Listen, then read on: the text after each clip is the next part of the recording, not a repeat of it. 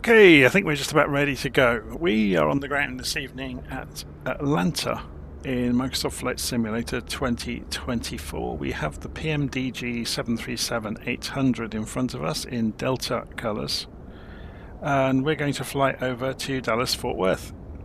So a bit over 2 hours for the flight, maybe 2.5 hours. We'll see how it goes.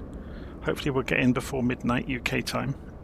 So we've got live weather, live time in the simulator. We're running SayIntentions in the background, so the aircraft you see around us on the in the airport is being provided. You can see things moving around in the background.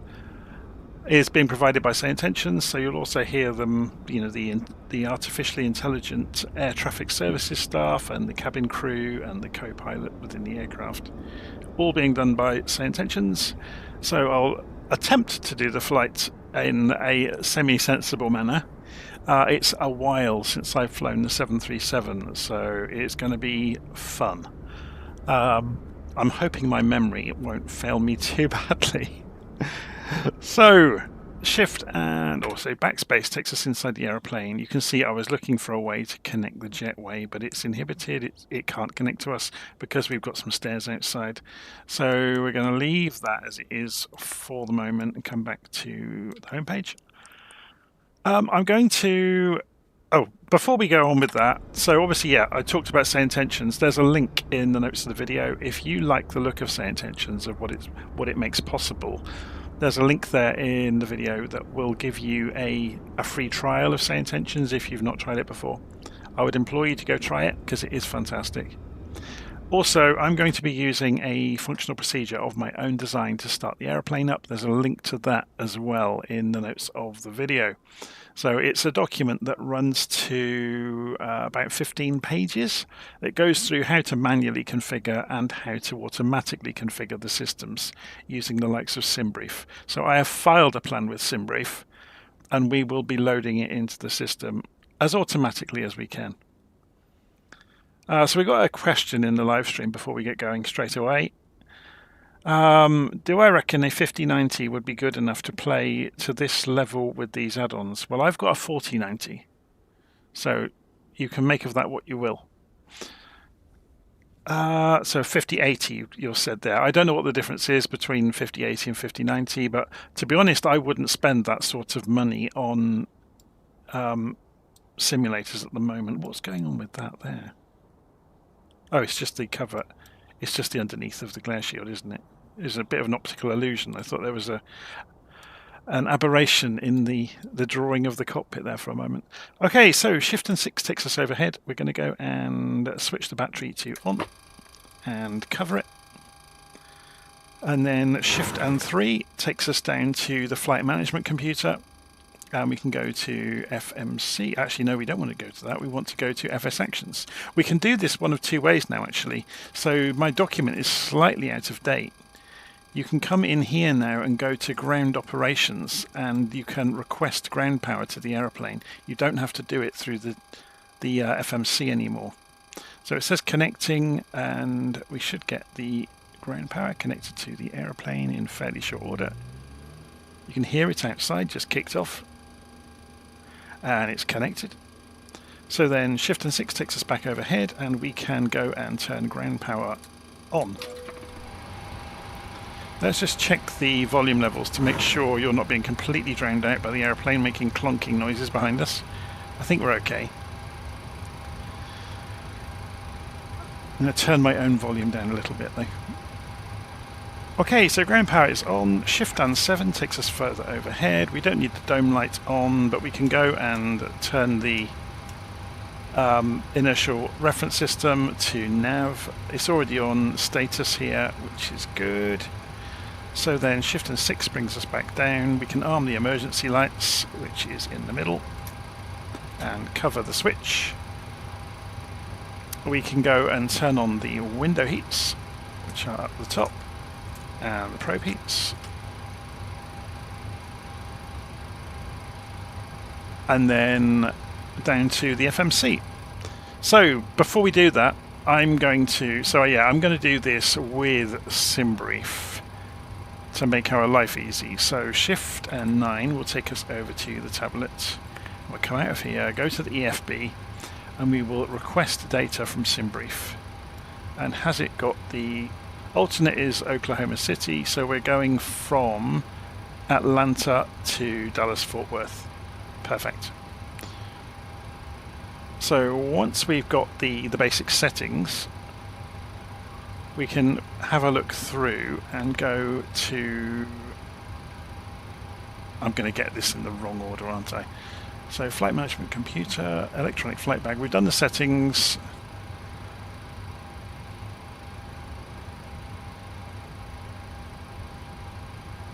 I'm just reading. So position initialization, yeah, this is talking about the FMC in my document. I haven't done this for such a long time. And I've flown the 777 recently, although it's not on the channel yet, so that's kind of messed my head up as well. So we want to look at weight and balance. We want to do quick loading, load from SimBrief. So that will load the contents of the aeroplane, which is fine. Come back out, and then we go to weight and balance. No, wrong, sorry. We go to the performance tool and take off, and we're going to go import from OFP, import from aircraft. We're going to select the runway, but we're going to go and have a look and see it's runway 08 right.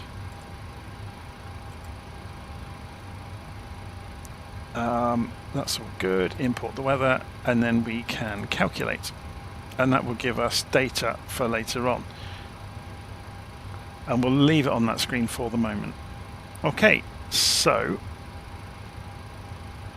Shift and 3 takes us over to the FMC, and then we can actually go do things properly in here. So go to the FMC page, go to clear the stack of messages out from the scratch pad, go next page, pick up the GPS, previous page, drop the GPS in, reference airports. The airport we are at is KATL, which is Atlanta. KATL. We don't have to fill the gate in. Then we can go route, and we should be able to cross-populate KATL into the origin, and then put our destination airport KDFW, which is Dallas-Fort Worth, into the destination. We don't actually have to do that by rights. We can just say flight plan request at this point. And because we've got the SimBrief integration working, it will pull it from SimBrief.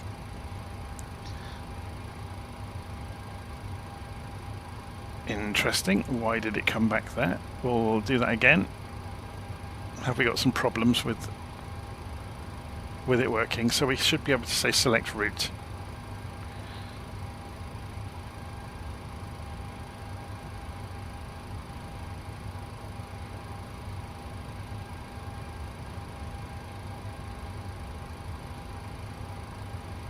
Okay, and then we can say load, route link, uplink loading.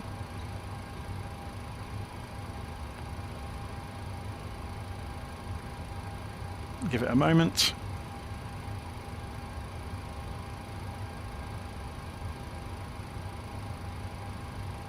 And then we can say activate and execute.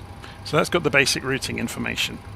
So if we go and have a look in the legs page, we should find the basic route in here. So if we go to departure and arrival, we can go into say the departure from KATL, and it's the Cajun 2 from 08 right. So 08 right, and next page, Cajun 2.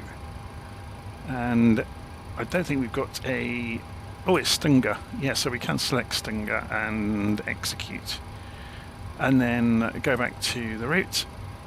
Actually, no, we go to departure and arrival and go and select the arrival for the other end of the route. So Winnie 4 into 36 left at Dallas. So we'll do the runway first. So next page, 36 left and Winnie 4, or Winnie 4. Do we have a transition? Yuyun. Is there one for Yuyun? Yes, there is. Execute. So that should have put the legs in for the whole thing now. So if we flick through them, just see we don't see any discontinuities. There's some vectors in there. That's fine. Yeah, it's looking good. So legs, and then we're going to go back to init and then do the performance data. So we should be able to find our cruise altitude in here, 36,000, so 360. The gross weight and zero fuel weight should calculate automatically. Reserves, we can figure this out by looking on the full flight plan. So final reserves is a ton, and you should be able to then add that onto the alternate, so it'll be 2.5 normally. And then cost index, let's have a look. If we come back into the shorthand version, it's there. On the real thing, it's up here. So cost index of 7, that's the lowest cost index I've seen in quite some time. Execute, N1 limits, that's all good. Takeoff calculations. So this is obviously where we can get the numbers from the tablet. So shift and 9, we want 142, 143, 146. So what's it? Shift and 3. 142. They don't have to be super exact. 143 and 146. If we had put the flaps in, it would probably have calculated the numbers and then we just confirm them. So if we go shift 9 again, flaps were 5. So shift 3, flaps 5. Yeah, it's done it, look. Oh, it's calculated differently because of the flap valves. Anyway, center of gravity, it will calculate it itself, or it should do. Yep, there it goes. And that's pretty much it in terms of the basics of what we have to program. So leave it on the legs page. We've done departure and arrival. I'm just checking the procedures on my paper version of this. We've resolved discontinuities, there weren't any. We've done the performance data. So we can do a gross flight plan check if we really want to. We can go and rotate this to plan mode and then press the step button on the legs page to flick through the route.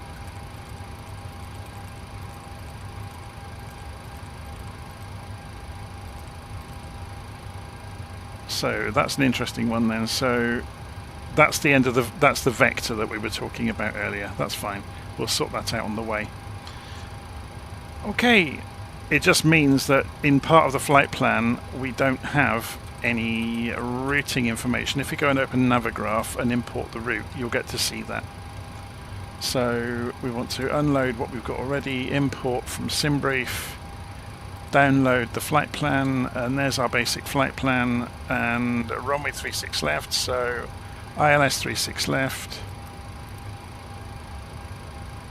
add to route.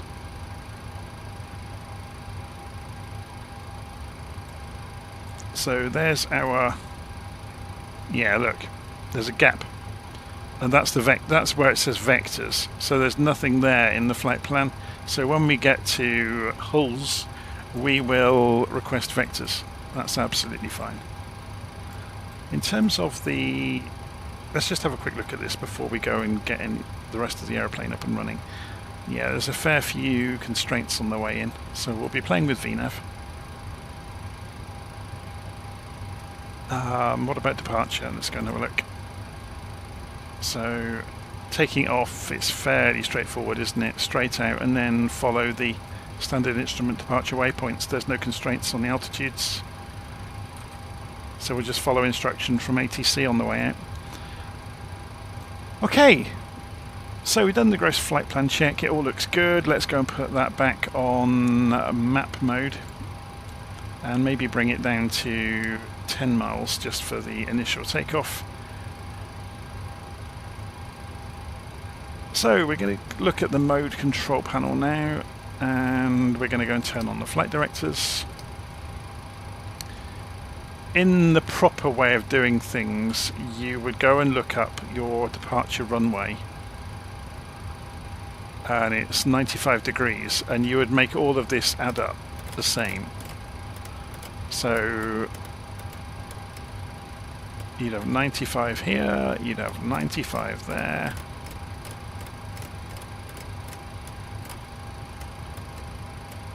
We would go and set the barometric pressure for this, for the altimeters. We would set 95 on their heading as well. And we don't know the altitude we're climbing out to yet, but what we can do is say we'll have vertical speed as our initial climb. Say if we said 1800 feet a minute, and then we can also say at this, in the same breath, we're going to use VNAV, and it will allow it. We can also go, oh, this is a different panel. I know there's several different manufacturers of panel. I've not seen this one on the Delta before. It's slightly different design. I know Collins make one. I think, is it Honeywell make a different one? So we can do heading mode, but we can also do LNAV mode at the same time. And you'll see them stacked up. So it will drop heading and vertical speed as soon as it can actually, you know, if it's close to the route, it will drop them. So we'll go and set the indicated airspeed as well out to, say, 220 knots as an initial target. And that's about it. We just need to set that altitude. Before we can do that, then we need to go and talk to somebody. So I'm just pulling up. I'm using a tablet alongside the simulator with Pocket Sky on it from SayIntentions, which allows me to choose frequencies without you seeing the app pop up in front of the sim all the time, which I think is a much nicer experience. So I'm going to go to ATIS first.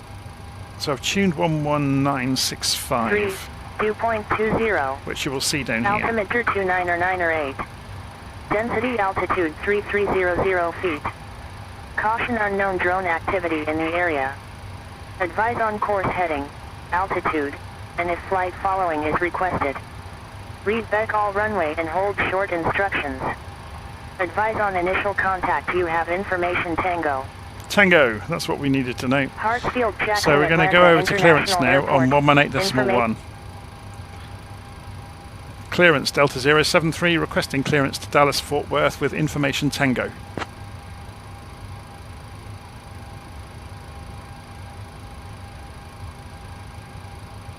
Delta 073 noted.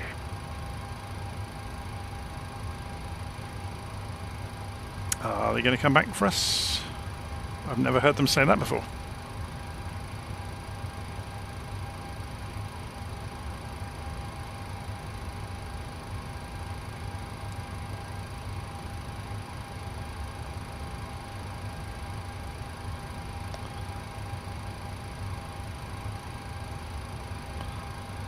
Shall we ask again? I've never heard that happen before. Clearance. Do you have our clearance to Dallas Fort Worth Delta 073?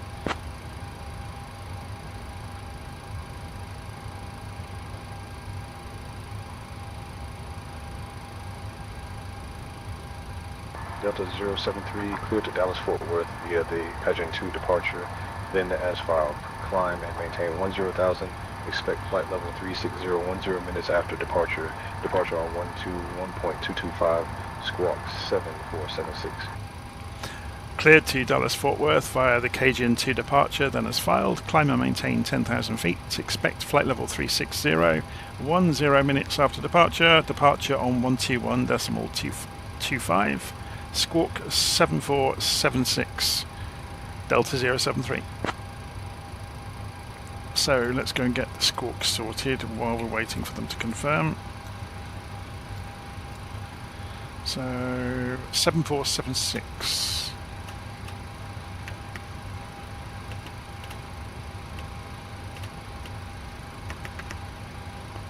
Okay, 1. It's on transponder mode already. Ground will be on 121.65. Ground on 121.65, Delta 073. Good day. Okay, so we've done that. We are cleared then. up to 10,000 feet, so we can leave that as is.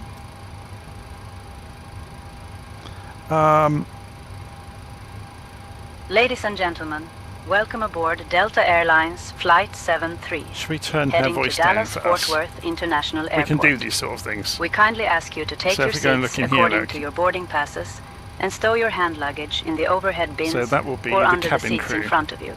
If you need any assistance, please don't hesitate to reach out to any member of our crew. Thank you for choosing to fly with us today. There we go. Where are we? We've just done clearance. We've just set the mode control panel up. So we've already calibrated the altimeters, so we're going to go overhead and say fasten seatbelts, which is in the middle here. We're going to set it to auto. We're going to put the chimes on auto, or they just go to on as well. That would have been the smoking sign originally, but obviously it's not used anymore, so the captains tend to use it to send, well, they're not really secret signals, but one chime or two chimes at various points of the flight mean things to the cabin crew. Okay, so preparing for engine start, we're going to start aft fuel pump number 1. And then we're going to put the APU to start. And you'll see the needle just jog, and there it goes. And then we wait for it to come up to speed. It will go to around to about 7 and then drop back to 4. It's a while since I've flown the 737. This is a real trip down memory lane for me.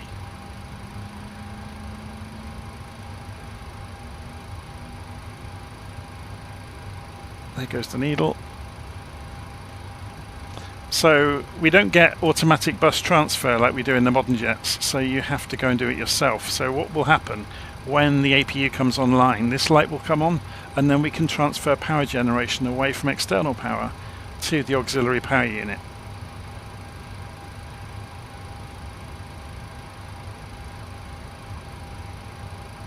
I've loaded the aircraft for anybody coming in late. It's all done, don't worry. So, bus transfer over to the auxiliary power unit. Okay, so the ground power is no longer needed. So we can go and put the anti-collision lights to on. And then we can go over to, we can either do this in the FMC, or these days we can do it in here as well. So we can go into ground operations and we can release the ground power from the aircraft. And we can remove the chocks as well while we're at it. Okay, so we make sure we're on the parking brake still. We are. Just go and double check overhead. Did I put the anti-collision lights on? Yes, I did. So shift and 6. Put all the fuel pumps on, ready to go for the engines when we're going to start them in a moment. I don't think we're using the centre tanks, so if we go and turn them on, you'll just get low pressure. Or maybe we do have fuel in the centre tanks. I tell a lie. Okay. APU bleed can go to on. So I'm trying to remember where it is on this aeroplane. It's over here, isn't it?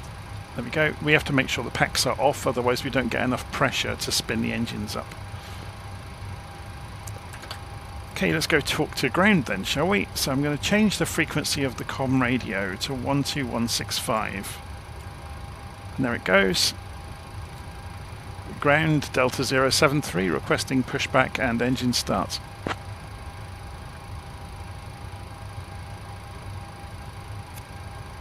Delta 073, push and start approved. Tail south. Push and start approved, tail south, Delta 073. Okay, so I'm just going to use the stock pushback in the simulator, so I don't know what's going to happen. We would hope for the tail to go to our right, so I'm going to press Alt and P and we'll hope for the best. We can clear the warnings, by the way. Atlanta ground, Delta 2940. We are ready to taxi.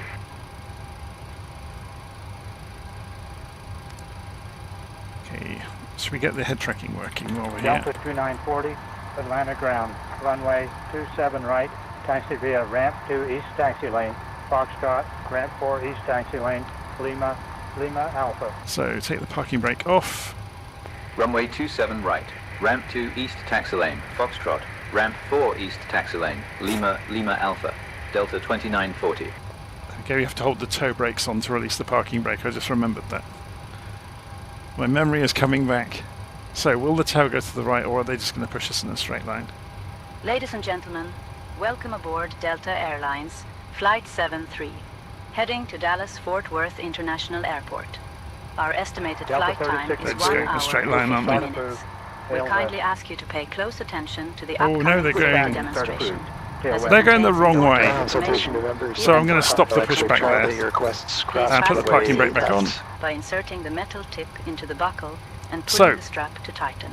We can start the Remember to keep engines. your seatbelt fastened. So I'm going to turn the head tracking off to do this, and we'll do it from the pilot seat. It's Please easier. return your seat backs and tray tables So it's on to both the engine upright starters. and We'll open do the right lines engine for first. takeoff and landing. So you'll see Mobile phones N2 is and coming up. devices must be set Bus to runway flight 8 mode, left, and taxi larger by Hotel devices should be Victor, securely stowed during Foxtrot takeoff 1, and ramp 1 landing. East Taxi Lane. Smoking and the use of Actually, we'll leave it on e-cigarettes progress are on that prohibited screen. anywhere on board. So when it comes to including the 25% on the Oxygen N2, we masks can will advance drop the start automatically lever, if needed. and the Pull fuel should mask come in, firmly.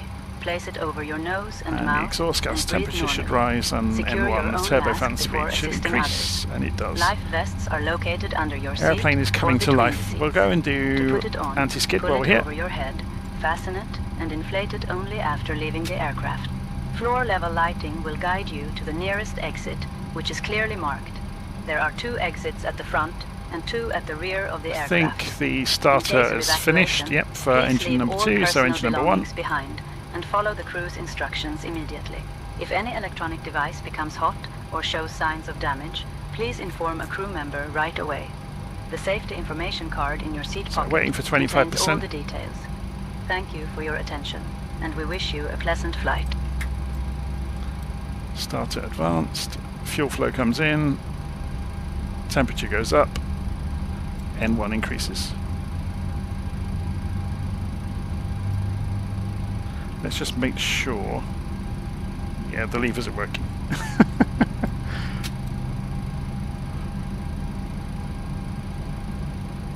Okay, so starting has finished, which is good. So then overhead, if we press Shift and 6 to see this cleanly, bus transfer, now we go over to the engines because they are now generating electricity, which means we no longer need the APU. So the APU bleed can come off and the APU itself can go off. We can then put the packs on to pressurize the cabin, and we can set the altitude for the flight. Let's go double check this on the flight plan. 36,000, yep, that's correct. And we can go and put the hydraulic pumps on. So we've done packs already. Center pedestal, shift and 4, TCAS. I think we're already on transponder, aren't we? It's here. Yeah, so we can leave that on there until we get to the runway. Let's go and check the flaps, make sure we're on 5 degrees and make sure they're moving. It's 5 chosen, and we'll watch the indicator over here. Flaps are in transit. We can actually watch this from outside.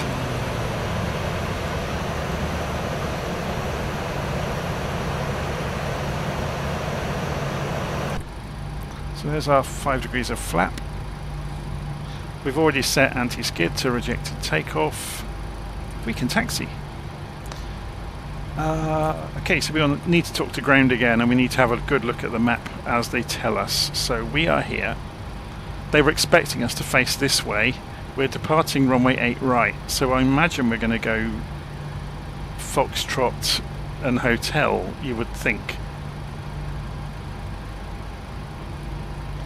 Atlanta ground, Delta 073 requesting taxi to runway 8 right.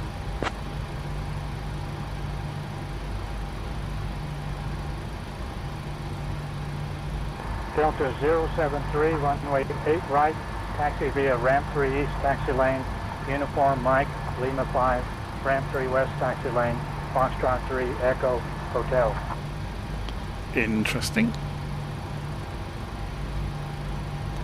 taxi via ramp 3 east taxi lane, uniform Mike, Lima 5, ramp 3 west taxi lane, Foxtrot 3, Echo Hotel, Delta 073.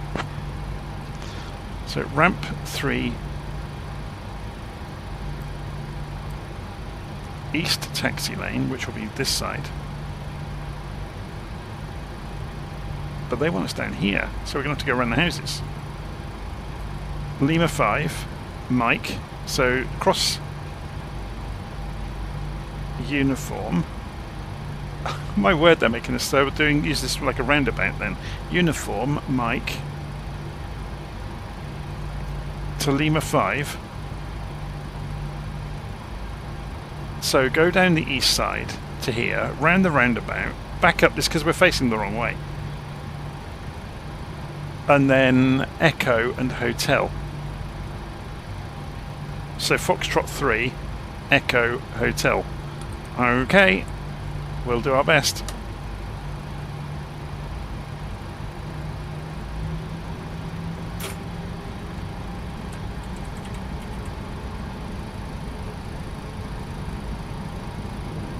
So this is the east taxi lane. So we're having to do a lap because we're facing the wrong way because of the flight simulator pushback. Because it failed us so badly.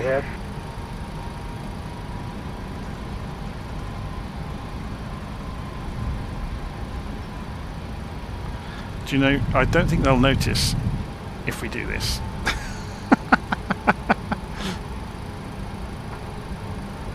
We're just cutting ourselves out a mile and about a ton of fuel.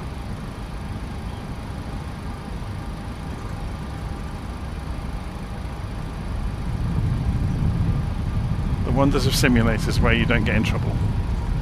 This is where I get written up, isn't it? And they come over the radio. Aircraft uniform now current, altimeter 299 8.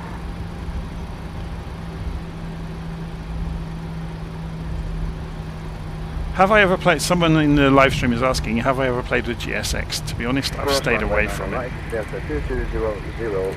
Foxtrot 3 is over here. Is there anything coming? Nope, we're clear.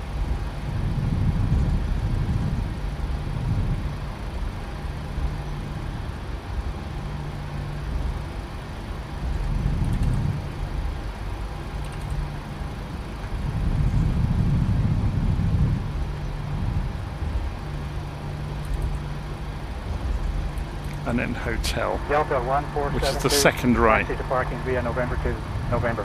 Whiskey Lima, ramp 1 east taxi lane, Foxtrot. I didn't put the taxi ramp lights 4 on, did I? taxi lane. Delta 073, contact tower on 125.325. Contacting tower 125.325, Delta 073. Let me turn the head tracking off, it's having a bit of a turn, isn't it?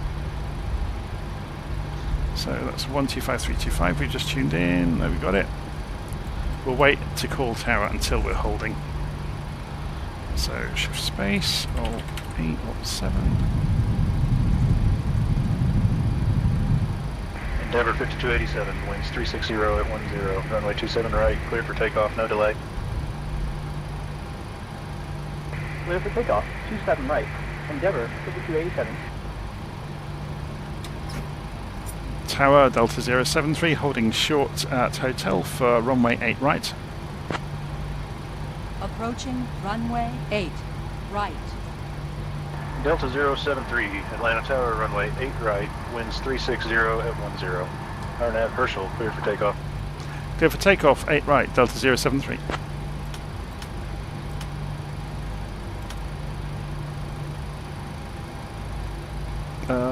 Strobes.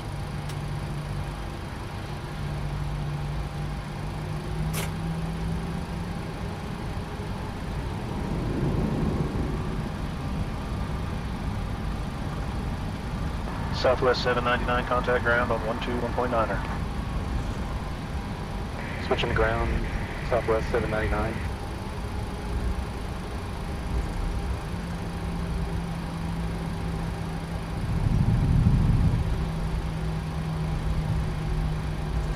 Southwest 3462, hold short of runway 27 right.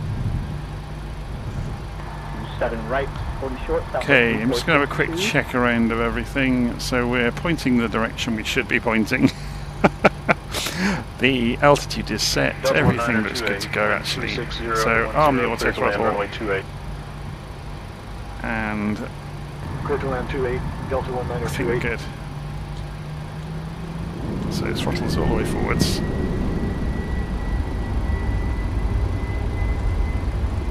Well, not quite all the way forwards. I'm going to pull them back a little bit.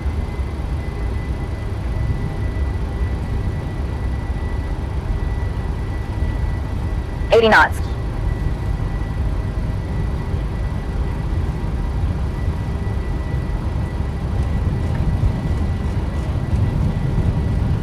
Southwest 3462, hold short of runway V1. right. Rotate. Back crosswind. Short, Southwest 3462. Positive recline. Positive rate.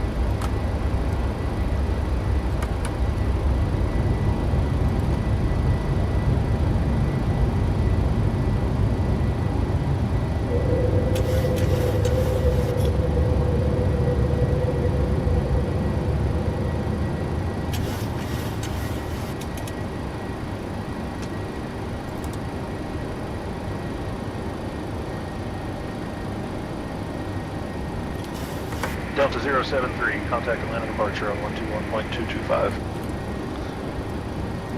Contacting Atlanta departure 121.225 Delta 073. Good day. Climb thrust. Atlanta departure Delta 073 with you climbing 10,000 feet. Delta 073, Atlanta departure, radar contact. Climb and maintain 10,000 direct Herschel. Climb and maintain 10,000 direct Herschel. Delta 073. We're going direct Herschel right now. So flaps can come up now. And that should. Bug up.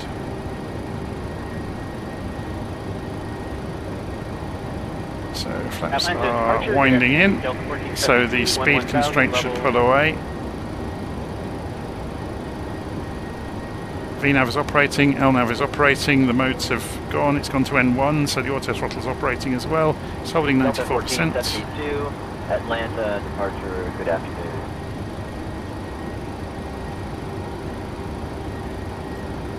Atlanta departure, Delta 997. Projected takeoff isn't needed anymore. 1000. We're looking okay. So, we can go now and turn on... We should have had TA mode really, but we go TAR8 straight away. And we can turn on traffic on here, and we can turn on... I'll have a play with some of the modes actually. This is quite cool. Anyway.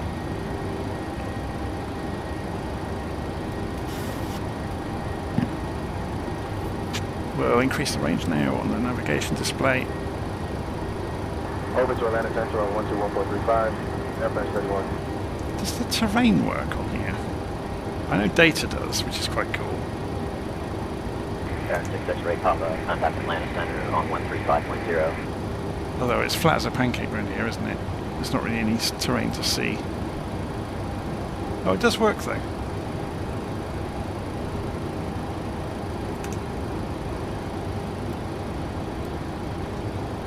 Delta 073, climb and maintain 13,000.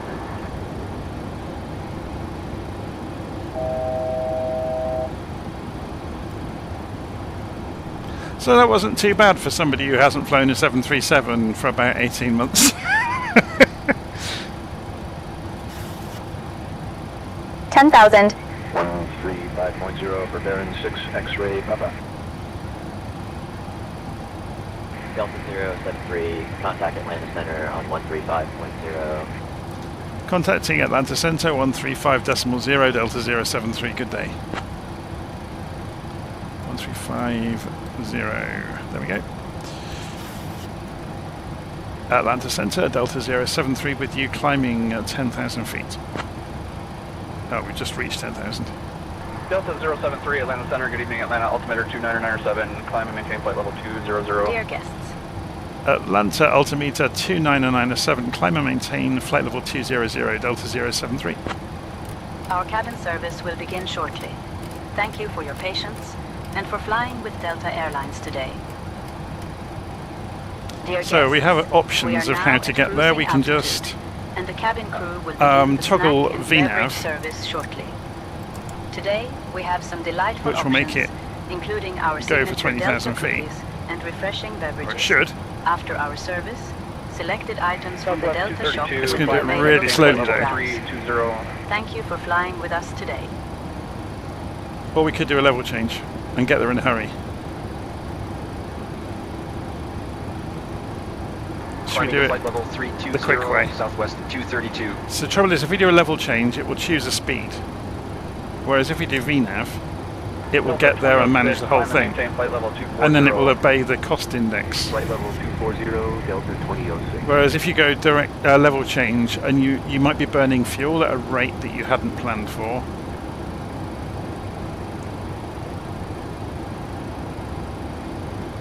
So we've run out of fuel on the center tank, so the pumps can come off.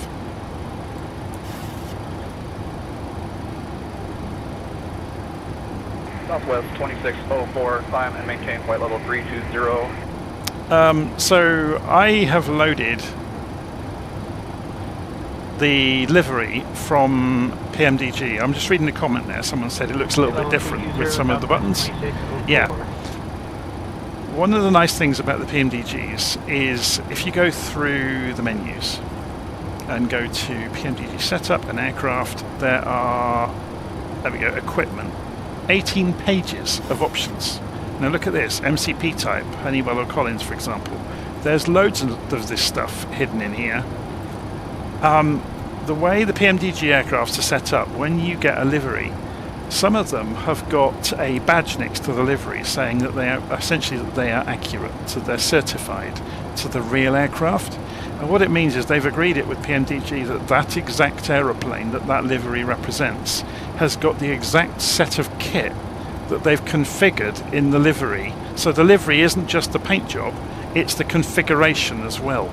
Southwest 3331, climb and maintain flight level 240. So, you know, where you've got all sorts of different switch kit, so sometimes you get these modern digital radios, sometimes you get the dial radios, and so on and so forth.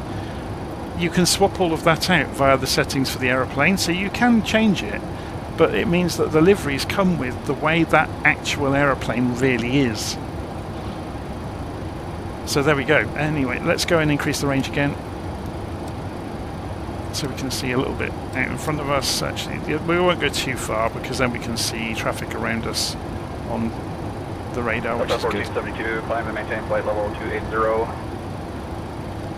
So yeah, so you can get different 7.3s that look very different inside because they've got a different fit out. It's like I noticed when we were doing things earlier, this has got the head-up display, which I never use, but works wonderfully apparently. I've never got used to it. I'd rather just fly the airplane than fiddle around with head-up displays.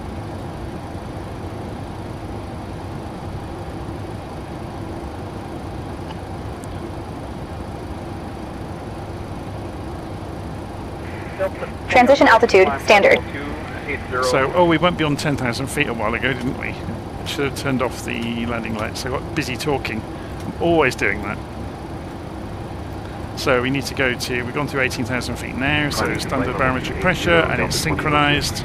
That again, that's a setting you can set in the aeroplane of whether they are synchronized or not. November 540 Charlie Mike, Atlanta Center, good evening, climb and maintain flight level 190. Climb and maintain flight level 190. November so we're approaching 200, so I wonder if they'll give us higher straight away. They might anticipate it. Depends if the controllers are busy or not. Shall we look outside?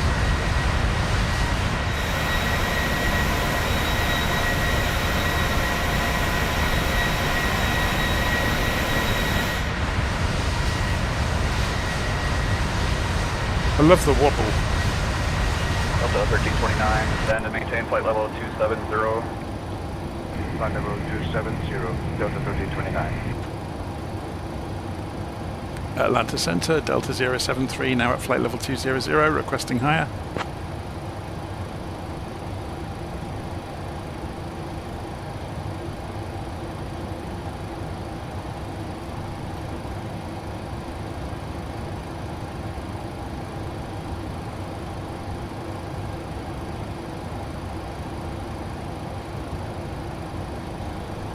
Did they hear us?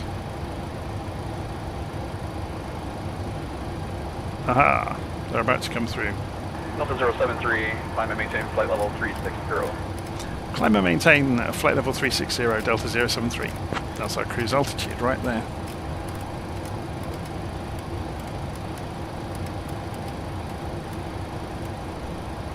So, if we just toggle VNav on and off,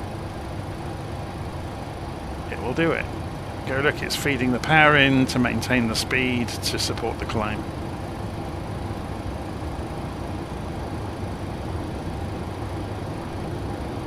And how are we doing on the fuel burn down? If we go and clear this 714, contact Memphis Center on 127.375 and go route data. Let's go and get an accurate wind request as well.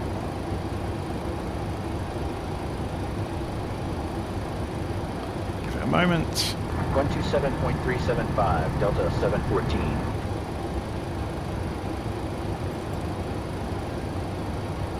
Ah, it's gone and got the wind now, it's just come back, it took a while. So I was going to say, look at the route data. Oh, you don't get the fuel burn down on this one. Does it show it on the progress page?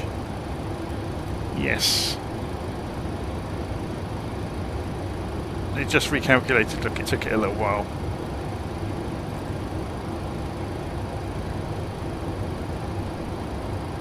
So it's predicting we'll have 8 tons left when we get to Fort Worth. Remember, it's trying to keep enough in reserve for us to get to our alternative, which was at Oklahoma City, I think. If we look on little nav map, we'll see that. I haven't loaded the flight plan in, have I? No. So if I go File, Open Flight Plan from SimBrief, download, Create, No, and then it matches what we're doing all of a sudden. It won't have the final show arrival procedures. So what did it say on SimBrief? 36 left, Winnie 4. Allegiant 9198 Atlanta Center, good evening. So 36 left.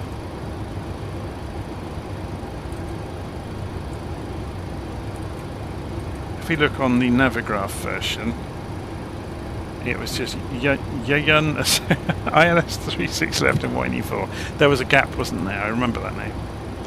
So if we just say insert that approach, we can have a look at it on here as well. There's the gap, the vectors. I've forgotten what we came in here for now. Flight level 250. Climb and maintain flight level 250, November 540, Charlie Mike. So that was the standard instrument departure.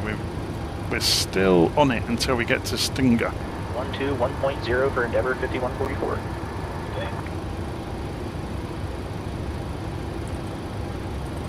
Okay. We don't need that open anymore. I'm just trying to minimize the windows that will go open. I think we're good now. You probably want to see the simulator, don't you? And increase the range.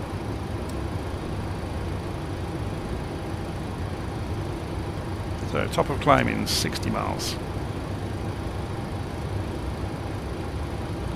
We're looking okay. Endeavour 5144, climb and maintain flight level 240.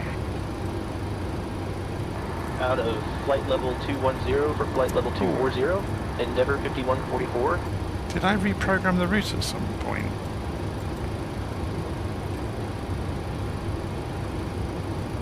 Maybe I misclicked somewhere. That's why it was throwing an error earlier about speeds.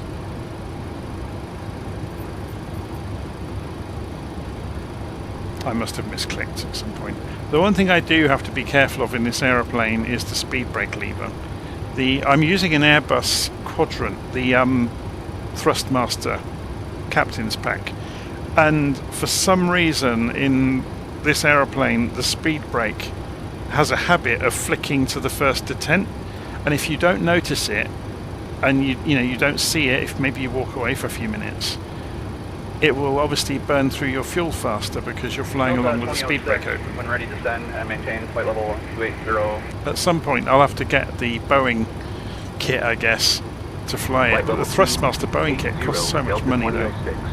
I begrudge spending the money on it, especially because I don't fly Boeings all the time.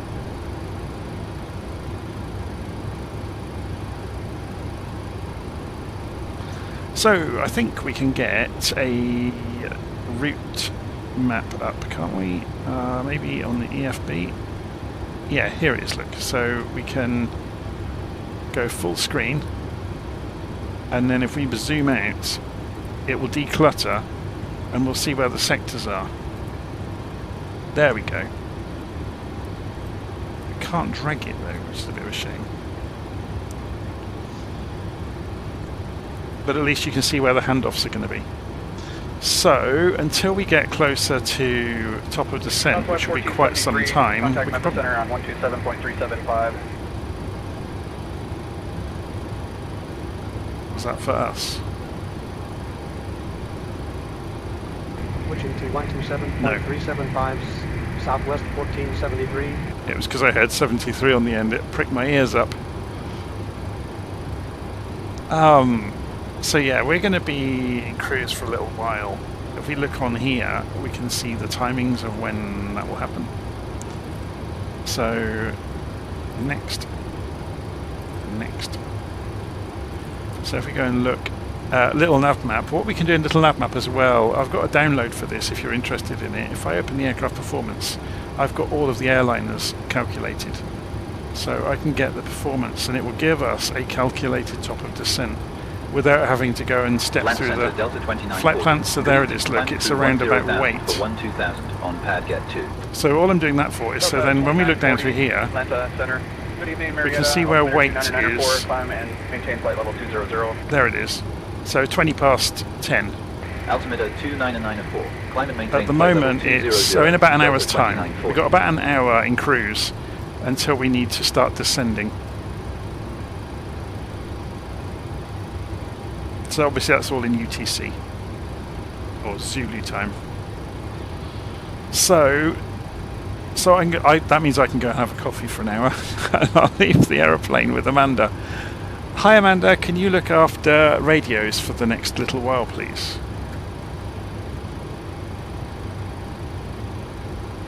Sure thing, Jonathan. I've got the radios. There we go. Should we ask the cabin crew if we can have some coffee? Hi cabin crew, can we get some coffee in the cockpit, please? We'll bring coffee to the flight deck now. There we go. So, in simulating the real thing, I'm going to go and put the headset down for a bit, go stretch my legs. So if you're watching along with us, you have an hour to go and enjoy doing something else, and then if you want to come back, you can. In an hour's time, we'll be close to top of descent. See you in a bit.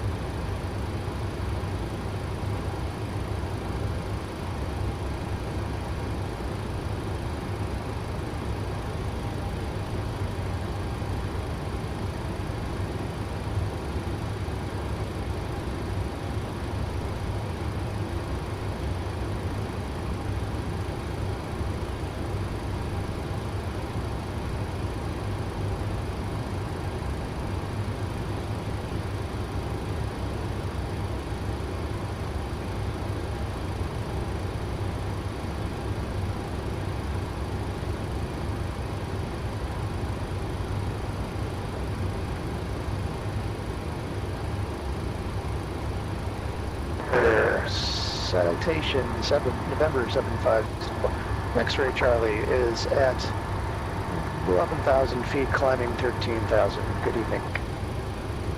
Captain, here is your coffee.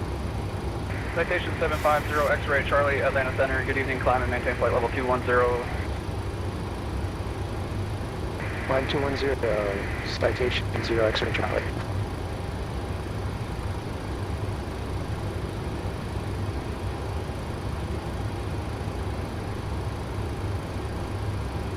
Delta 1472, climb and maintain flight level 240.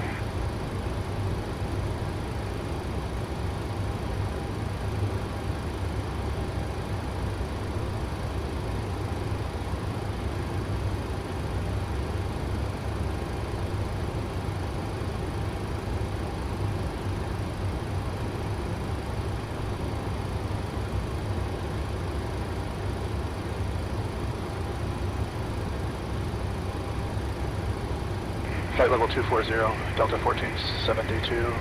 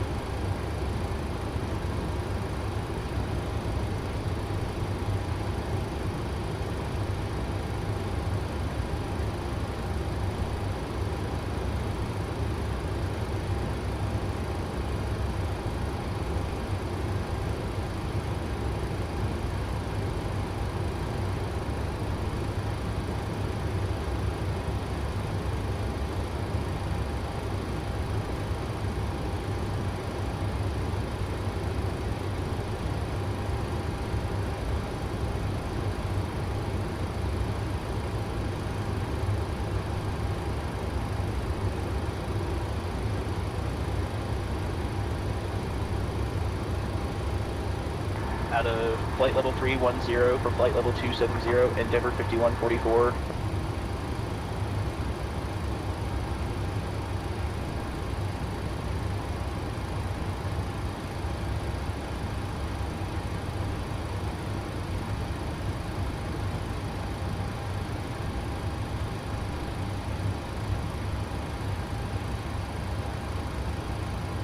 Delta 2940, climb and maintain flight level 270. Climb and maintain flight level 270, Delta 2940.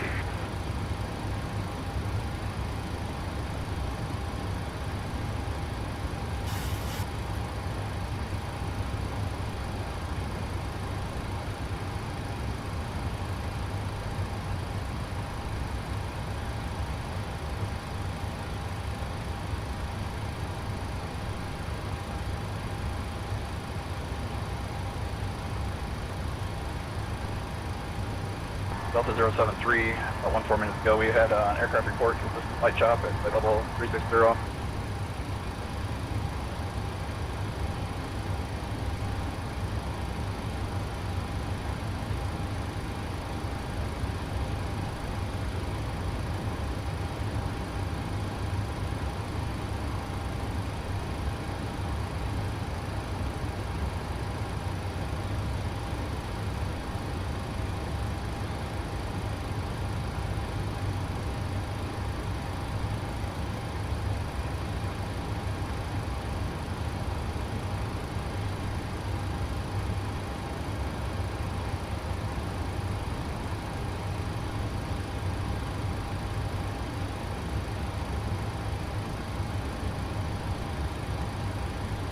Citation 0 X-ray Charlie, climb and maintain flight level 290.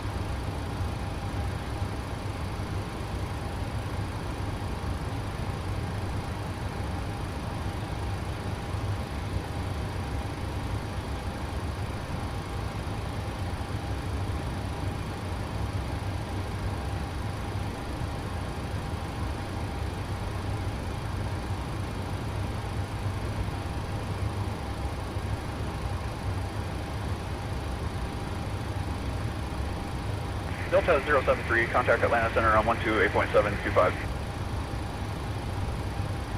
Contacting Atlanta Center on 128.725. Delta 073.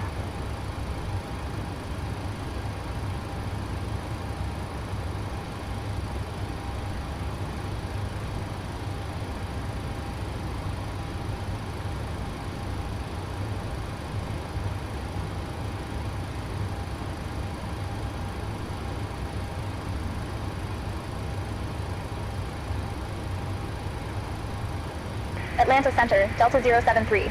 Good afternoon, with you flight level 360. Delta 073, Atlanta Center. Good afternoon.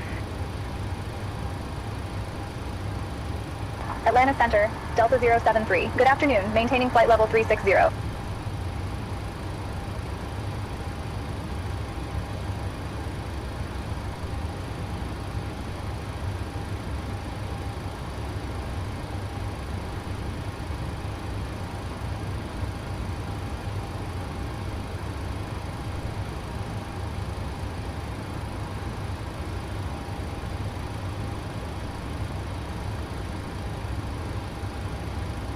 Delta 1960, climb flight level 320. Ground flight level 320, Delta 1960.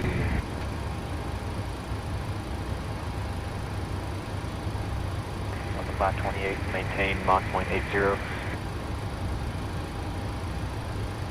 Maintaining Mach 0.80, Delta 528.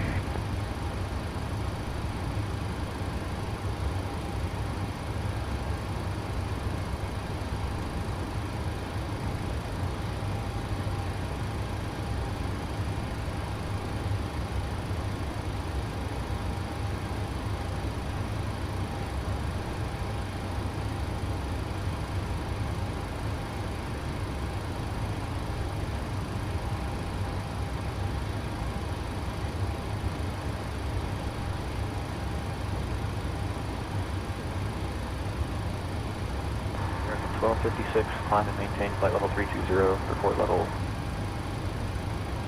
Climbing to flight level 320, American 1256.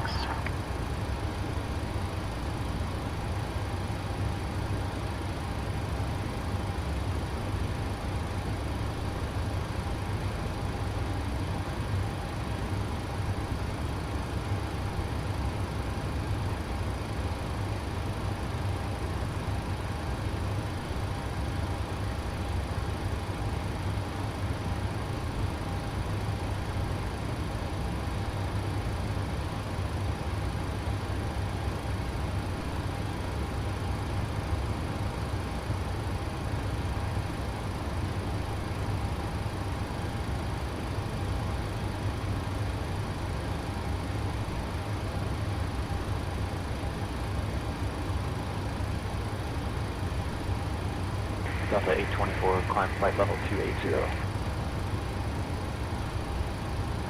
Climbing to flight level 280, Delta 824.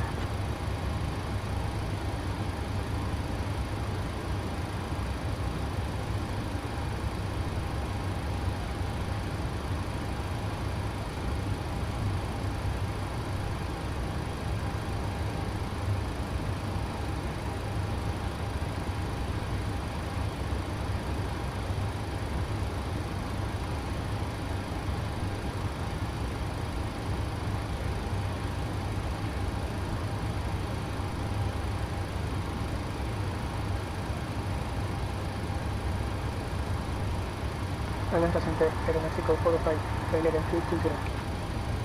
Aeromexico 405, good morning.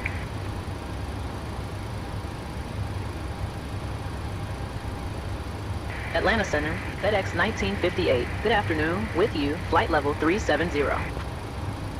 FedEx 1958, Atlanta Center, good afternoon.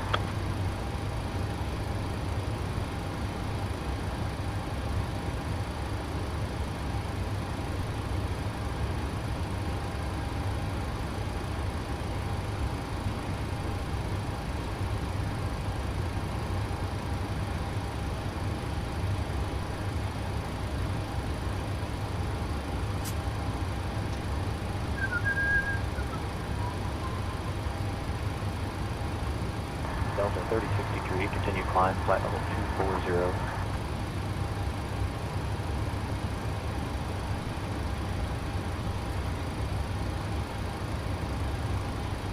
Up to flight level 240, Delta 3063.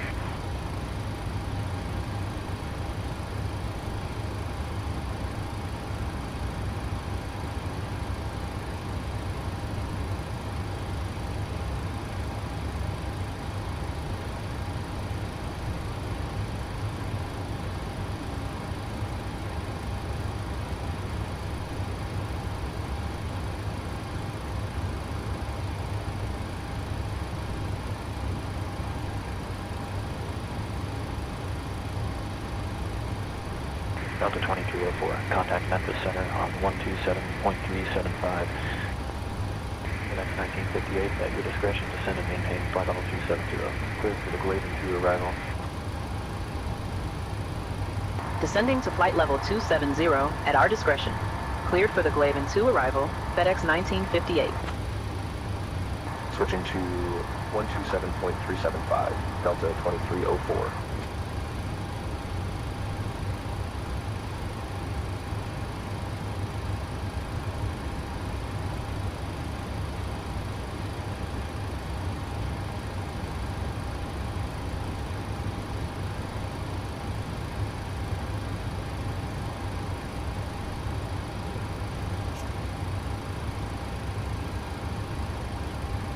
Atlanta Center, Delta 2432, out of flight level 180 for flight level 200. Delta 2432, roger.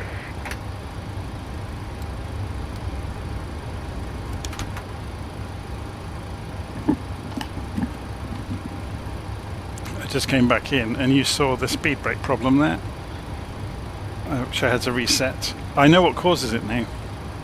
I've got a wireless keyboard and mouse.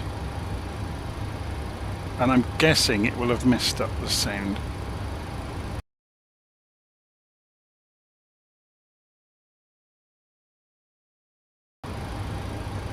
Okay, we should be good again. Would you like anything to drink or a small snack, Captain? No, I'm good, thank you. At your discretion. Descending Of course, Captain. 230, Delta 2945.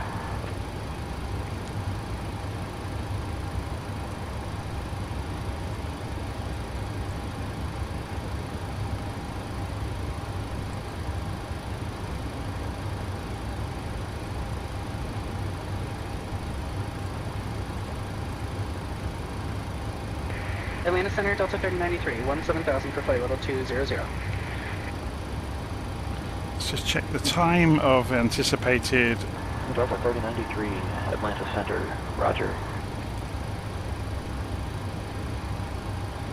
It was weight, wasn't it? 2220, yeah, 2220. So if I say 2215 to be back in the cockpit, so we'll have time to prepare. Delta 517, climb and maintain flight level 240. Up to flight level 240, Delta 517. Delta 073, contact Memphis Center on 128.275. Contacting Memphis Center on 128.275. Delta 073. So, the cause of the spoiler, or sorry, speed brake issue. Computer 4946, flight level I've got a USB keyboard and mouse, wireless Memphis Center, Delta 073. keyboard and mouse using Flight level Bluetooth. 360. And Delta 073, Memphis Center, good afternoon. after they've not been used for a while, they go to sleep. Which happened with the mouse there. So when I woke the mouse up, it resets the control bus, I think, to the computer. So it's like the computer is seeing a new mouse arrive, and it causes all the controls in Flight Simulator to go wacky for about a quarter of a second. And the typical thing that happens is when the mouse wakes up, the speed brake shoots backwards. So I may have to end up buying a wired keyboard and mouse to use with Flight Simulator to prevent that sort of thing from happening. SkyWest 5129, contact Atlanta Center on 125.875. Over to Atlanta Center on 125.875, SkyWest 5129. Okay, I'll be back in a bit. See you soon.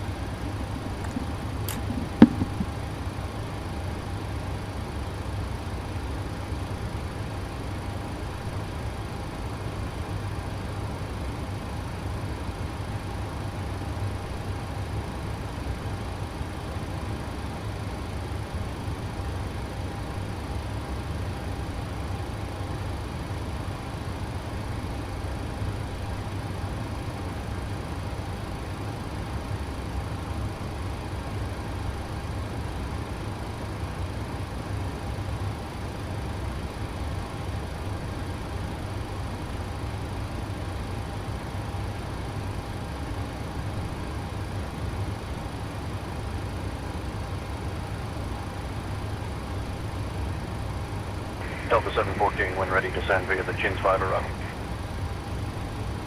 Descending via the Chins 5 arrival, Delta 714.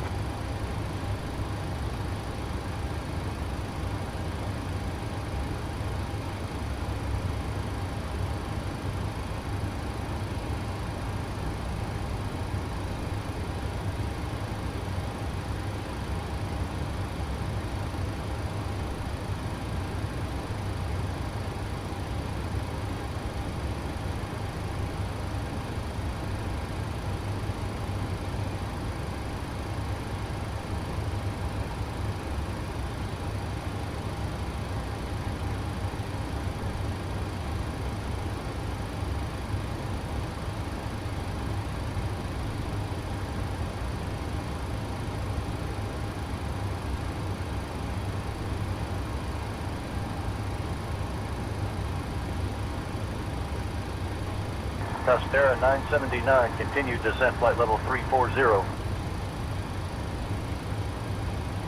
Flight level 340, Costera 979.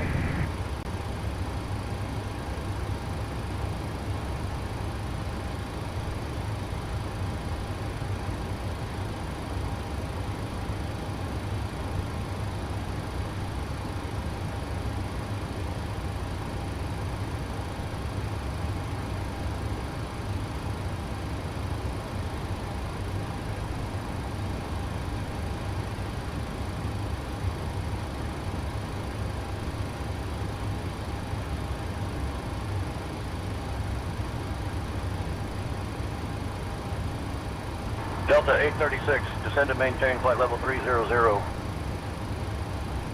Descending to flight level 300, Delta 836.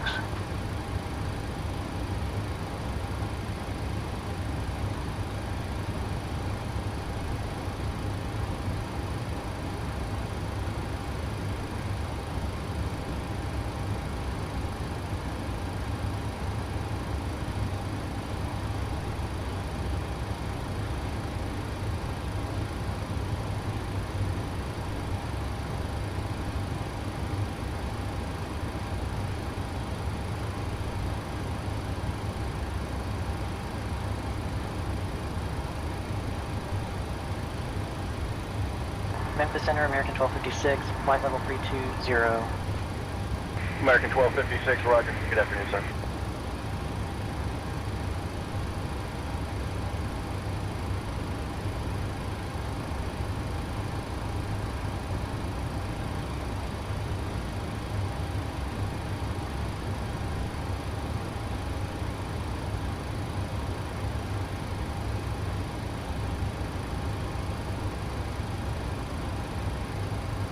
Delta 2780, proceed direct you, Terra.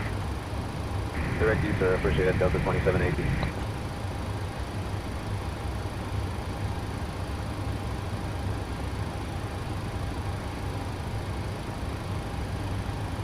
Delta 2780, flight level 310. Delta 2780, good afternoon, sir.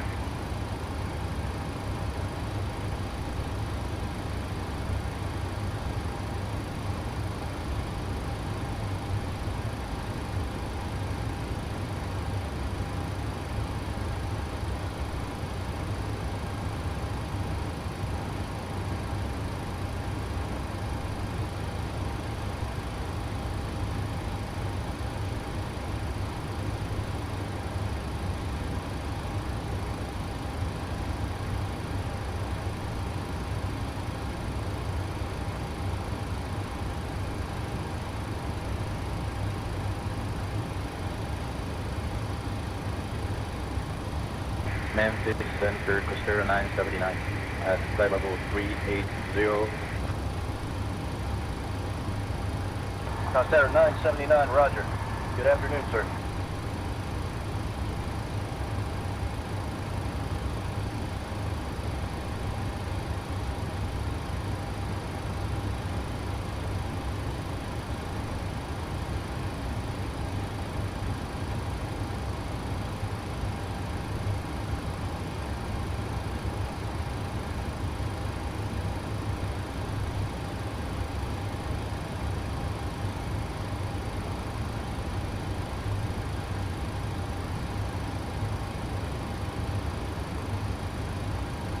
American 1880, flight level 350. American 1880, roger. Good afternoon, sir.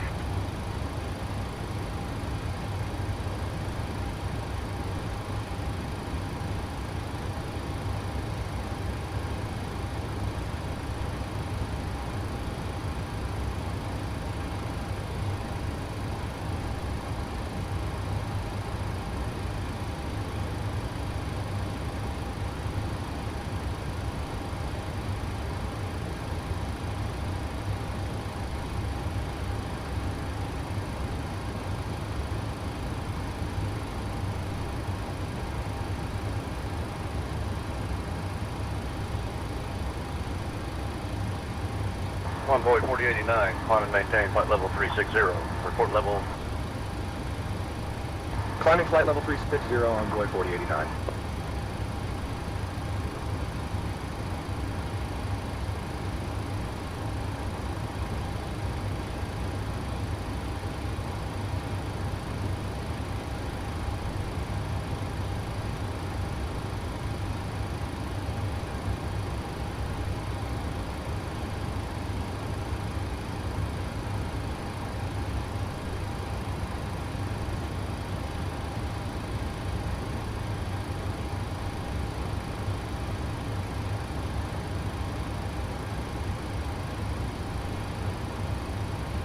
Memphis Center, Delta 836, radio check. How do you read? Delta 836, read you 5 by 5.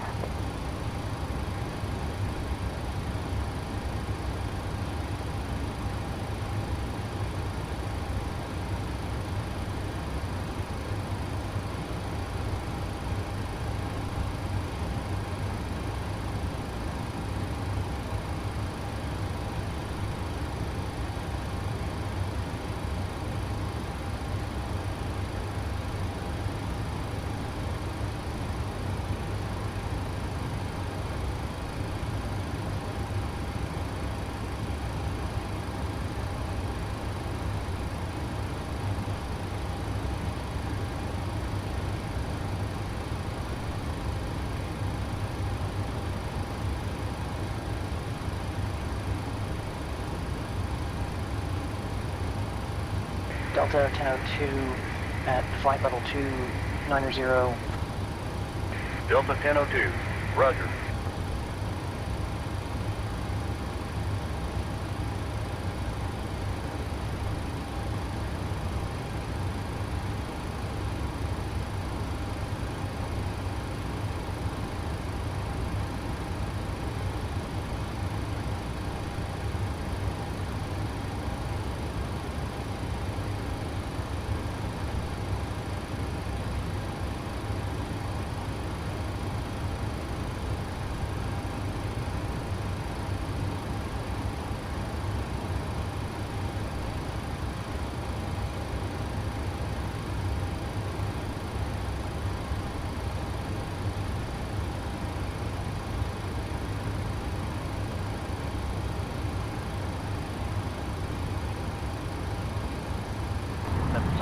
American 2200, flight level 370. American 2200, roger. Good afternoon.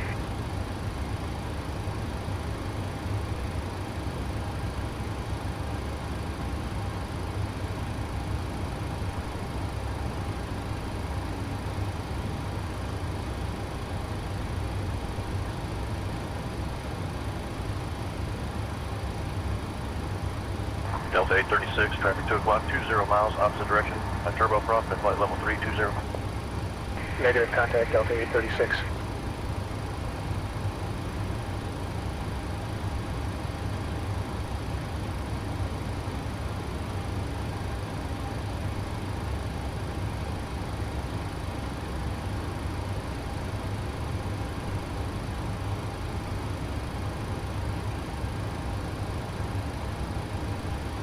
Memphis Center, Delta 836 at flight level 300. Delta 836, Memphis Center, roger.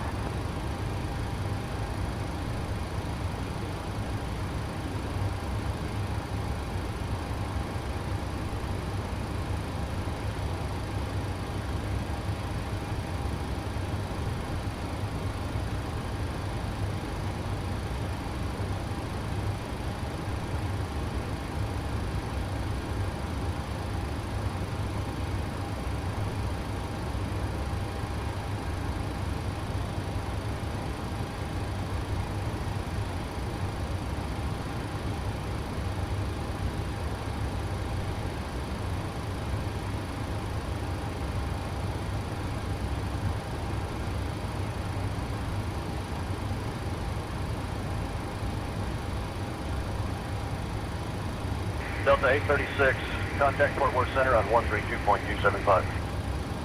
Over Fort Worth Center on 132.275, Delta 836.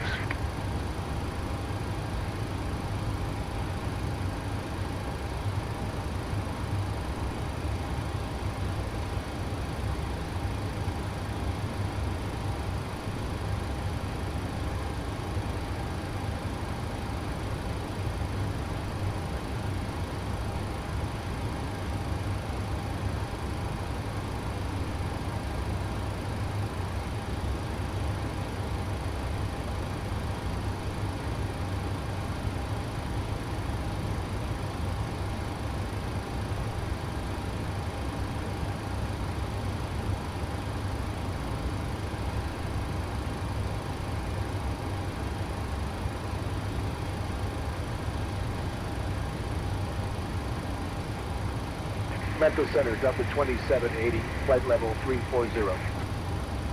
Delta 2780, good afternoon, sir.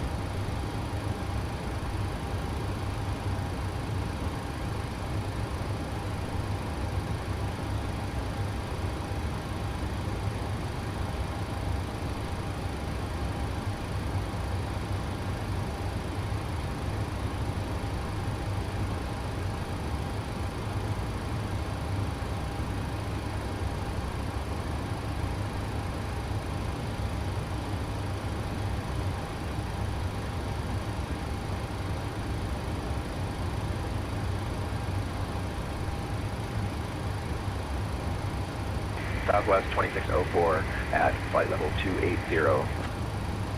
Southwest 2604, Memphis Center, good afternoon.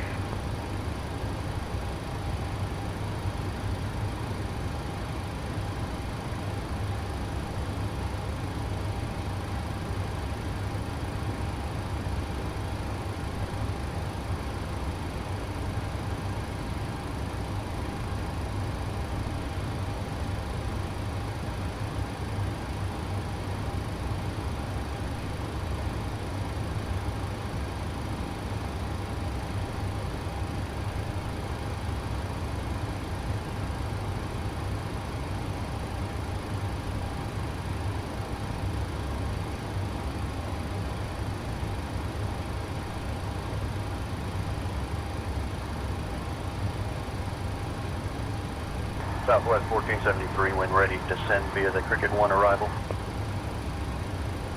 Via the Cricket 1, Southwest 1473.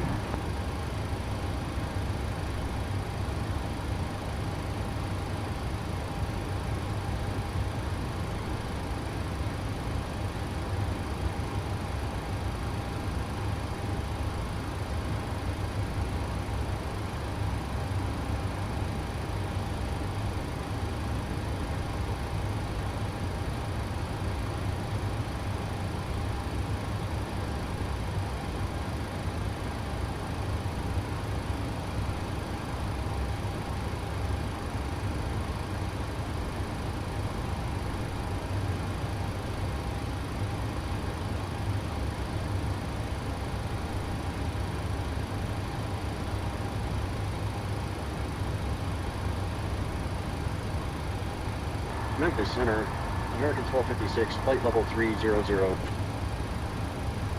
American 1256, good afternoon, sir.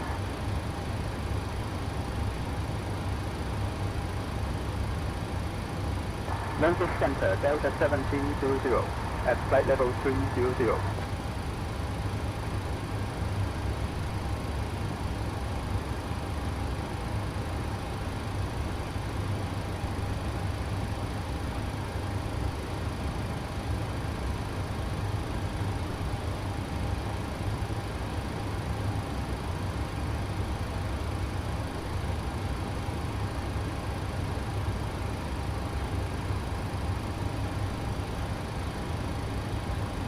Southwest 2660 out of flight level 330 for flight level 310. Southwest 2660, Memphis Center, good afternoon.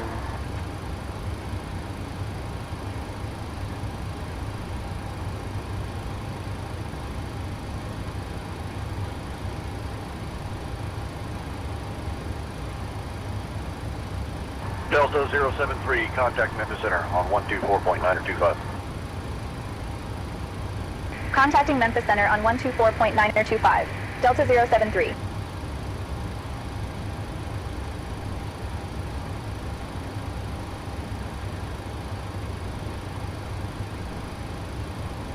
Southwest 2660, continued descent, flight level 280. Memphis Center, Delta 073. Good afternoon with you, flight level 360. Delta 073, Memphis Center, good afternoon.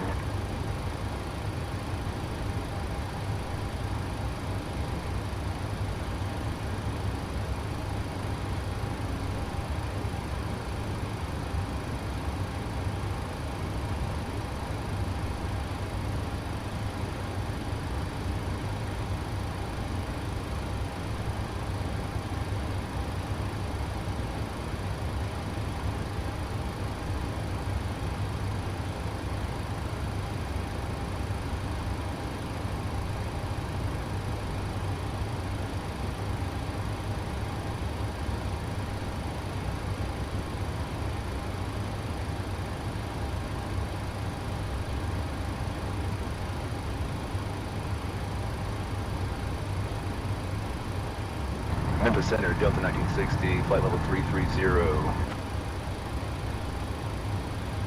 Delta 1960, roger.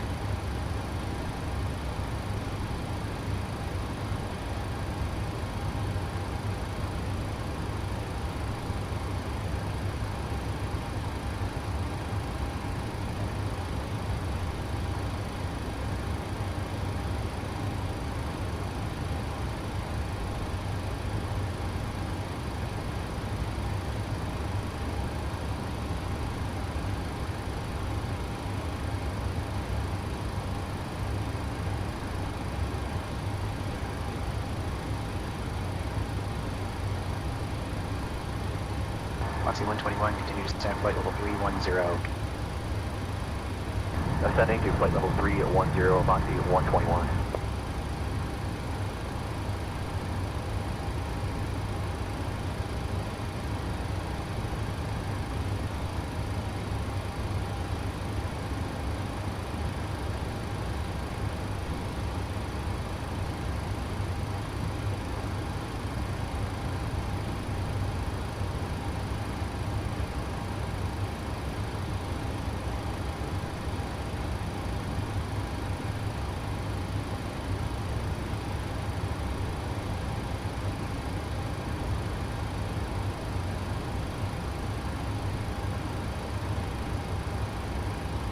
Southwest 2660, descend and maintain flight level 230. Leaving for flight level 230, Southwest 2660.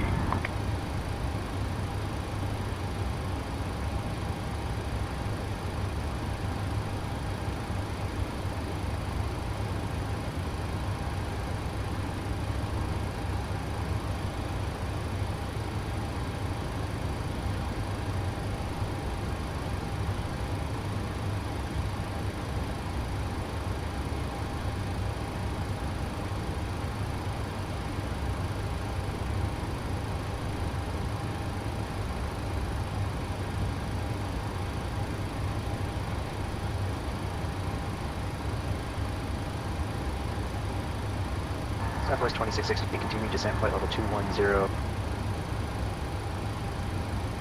Leaving flight level 280 for flight level 210, Southwest 2660.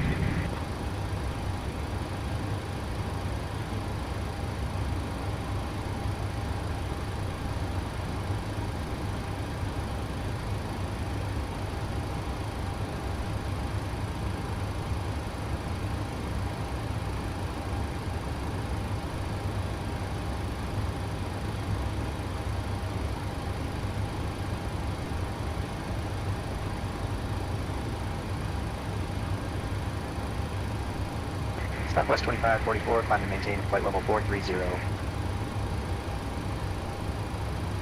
Flight level 430, Southwest 2544.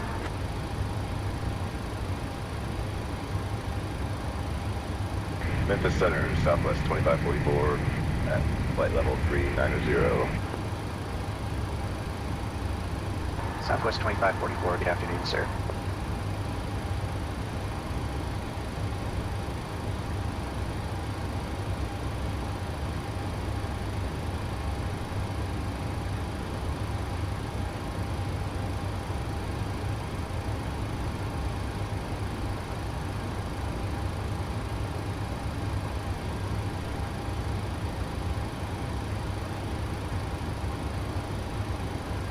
Directing 1256, traffic 2 o'clock and 15 miles opposite direction, a heavy Boeing 777, flight level 280. Traffic in sight, American 1256.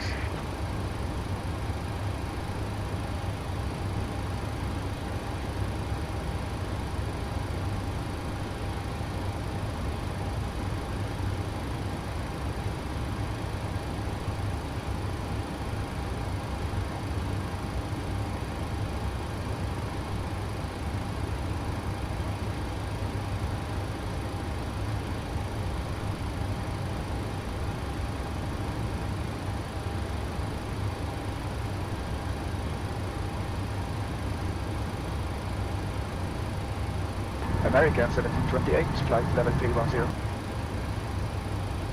American 1728, good afternoon, sir.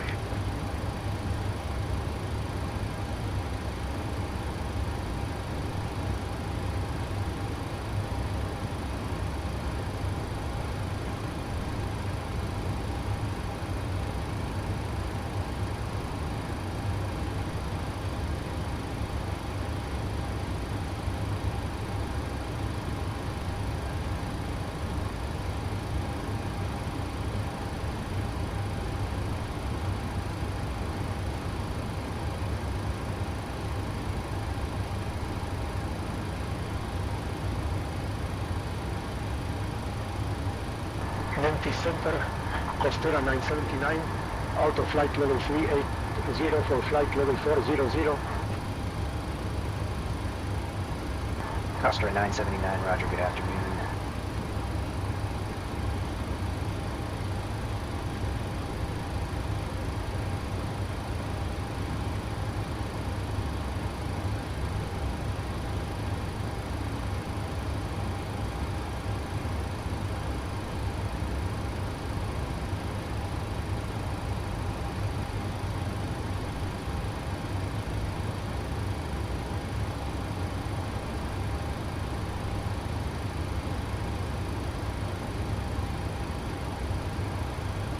Boy 4089, descend at pilot's discretion, maintain flight level 310.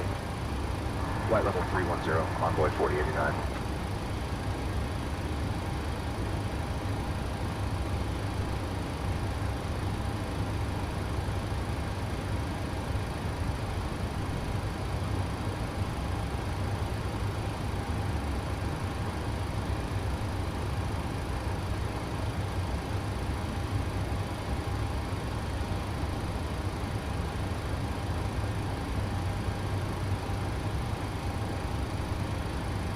Delta 512, traffic 10 o'clock, 8 miles, a Boeing 737, same direction at flight level 350. Negative contact, Delta 512.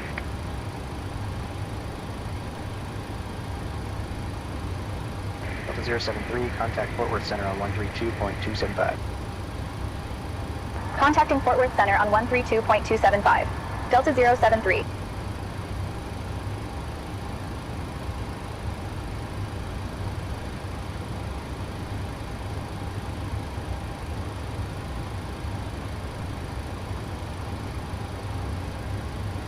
Fort Worth Center, Delta 073. Good evening, with you flight level 360.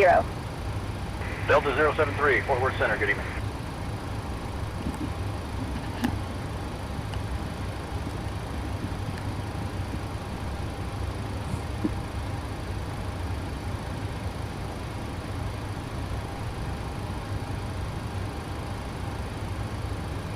Fort Worth Center, Delta 836, radio check.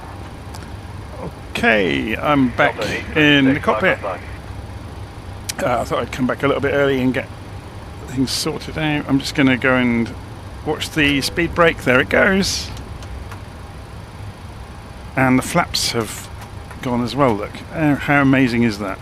That's just the USB devices having an absolute fit, just because I reconnected a USB mouse.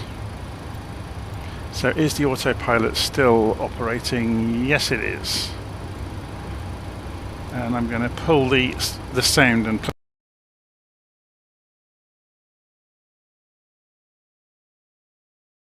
sound is back on. And look at this, look at all the levers jump again. Because I reseated a USB connector. American 1812, roger. Good evening, sir. So everything should be back to normal. I'm going to have to get a wired keyboard and mouse, aren't I? Because this is a flaw in Windows and Flight Simulator itself.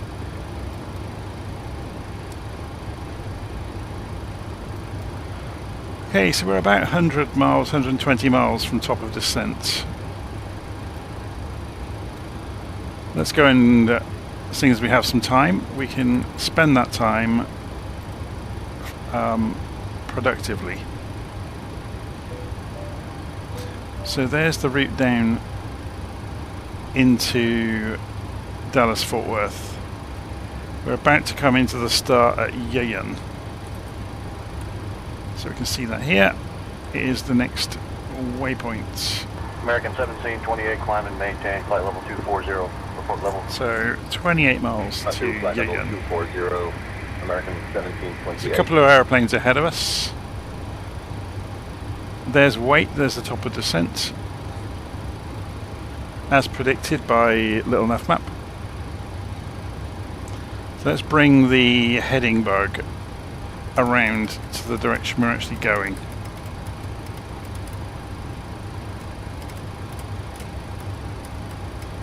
Same for the courses.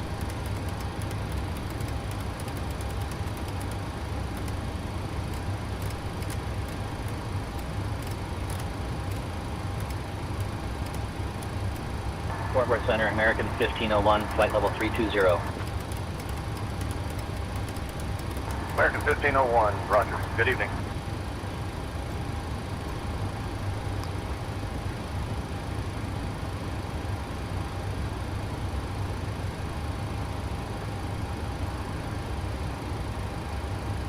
I don't think you're allowed to post links in the chat. I may have switched it off on purpose to stop people spamming adverts. So I'm just reading the live stream comments.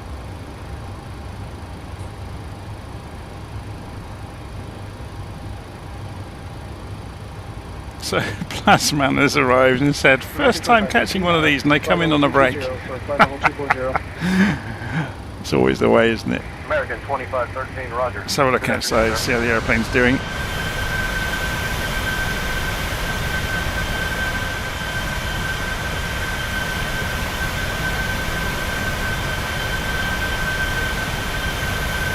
They still haven't fixed that issue with the engine exhausts on the PMDGs, having that triangle into the back of the wing. So obviously the way they render it causes that, but it doesn't even meet the engines. Look, if you look underneath, it's underneath the aeroplane. Anyway, not going to worry. Southwest 1473, continue descent flight level 300. Sending to flight level 300, Southwest 1473.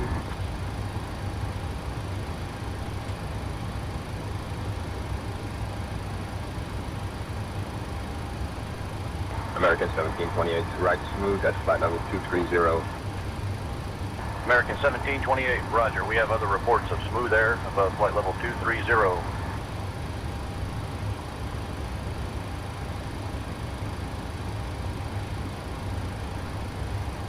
Okay, 80 miles to top of descent. We're getting there slowly.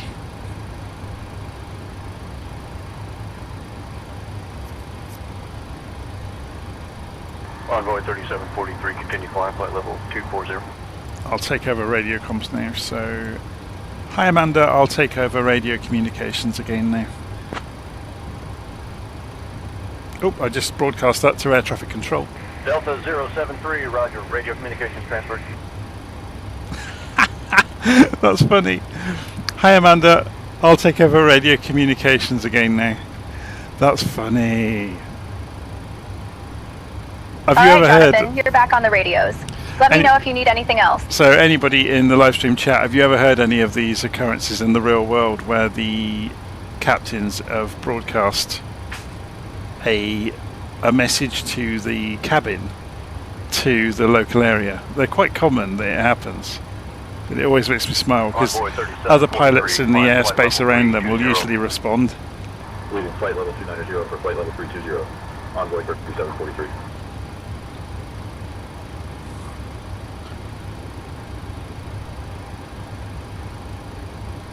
That's funny. That's the first time I've done that, I think, where I've posted a co-pilot intercom message to ATC.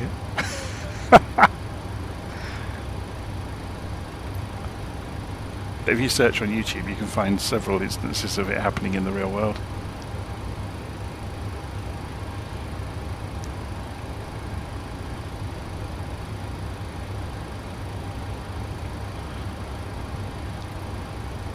Southwest 1473, continue descent, flight level 280.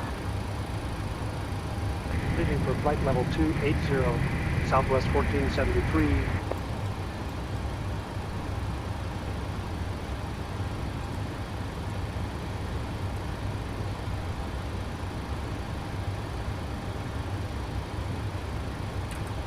So let's go and find out where do we get vectors from then. It's hills onwards. So we'll continue on the direction we were going.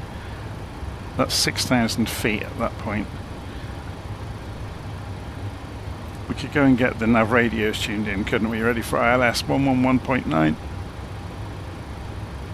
We'll be communicating all of this information on when we are transferred over to approach, telling them what we're expecting, and then they'll obviously correct us. Flight level 390. So 111.9. United 1384, good evening, sir.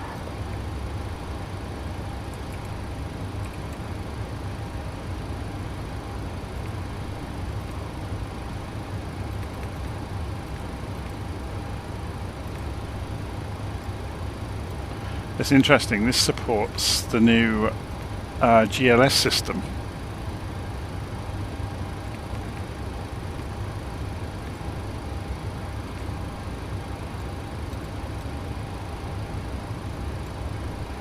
And we'll change the course to match the runway direction, so 356 degrees we're expecting. United 880, contact Memphis Center on 124.925, have a good evening. 124.925, United 880.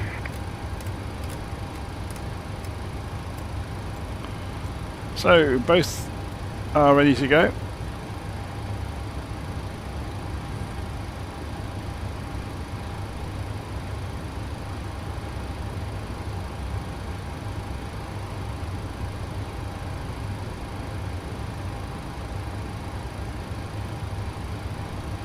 So Tim Grindley is saying, hi Jonathan, hesitate to add this as you're an IT guy, but have you clicked off the allow Windows to turn off the USB when it needs it in the power management tab?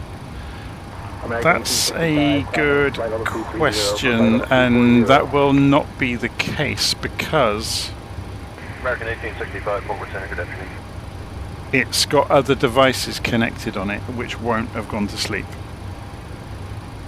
Forward center, Delta 836. So 300. Delta 836, good afternoon, sir. And that makes no sense either, because the things that are waking it up are Bluetooth devices, not USB. So the USB devices are not going to sleep. It's the Bluetooth is causing the computer to pause as the Bluetooth wakes up and handshakes again.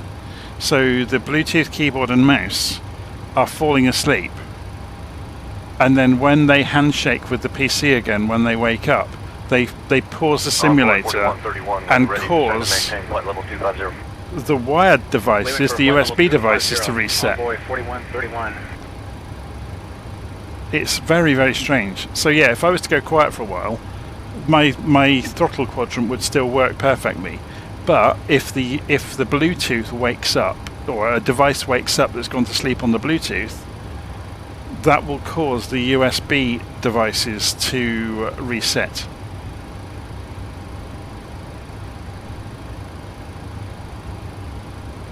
It's really odd, and the only way out of it, as I said, will be to get rid of the wireless keyboard and mouse, which is a shame because it's an 8-bit DO keyboard, 8-bit DO I think you call it. It's a clicky keyboard. It's really lovely. It's actually quite expensive. I went through several Logitech keyboards and they kept failing. I was buying like the cheapest Logitechs, and they were all wireless ones, but I ended up throwing them all away. Well, actually, I've kept one of them, I think. Threw them away and got the 8-bit DO or DO. It looks a bit like a Commodore keyboard. It's very heavily made. It sounds like a machine gun when you're typing on it. It's got like a magnetized keypad as well that connects to it, like a second keyboard. It works really well.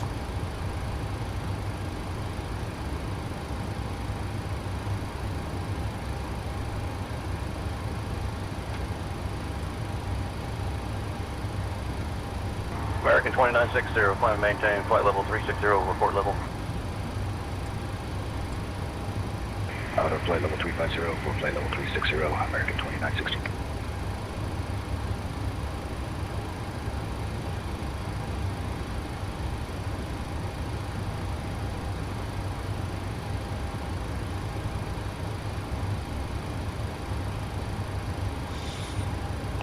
Okay. Top of descent is now about 40 miles out in front of us. So we need to figure out what altitude we're going to descend to. We'll announce top of descent to air traffic services. They'll probably give us a target. If we pull up the standard terminal arrival route chart, our first target is going to be 30,000 or somewhere between 30 and 24. So yeah, if we go for 28,000 feet for a first target. American 2186, contact Houston Center on 132.70. Then we've got 10 miles to get down. Switching to 132.7. A bit further. American 2186. And then we're down to between 16 and 13. I mean, we could go, yeah, if I go 25, it's not much of a dip then, is it? Give us a ride report. Moderate chop, we requested. But we could just go for 6,000, to be honest, and let VNAV do all the work. That's probably what ATC will tell us. So descend 6,000 feet via the Whiny 4 arrival. So let's bring the range down on the navigation display so we can see the numbers.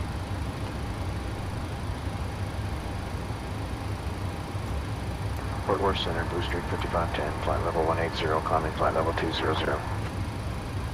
Blue Streak 5510, Fort Worth Center, roger. So we're talking to Fort Worth Center at the moment then, so Amanda obviously switched us over earlier.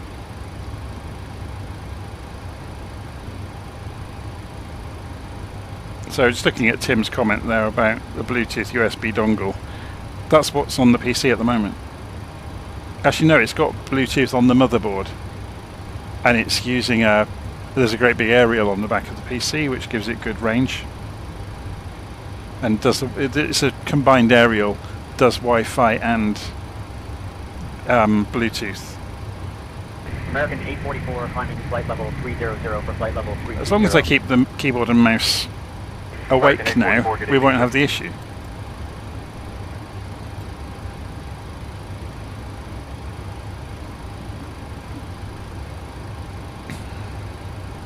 So 20 miles to top of descent.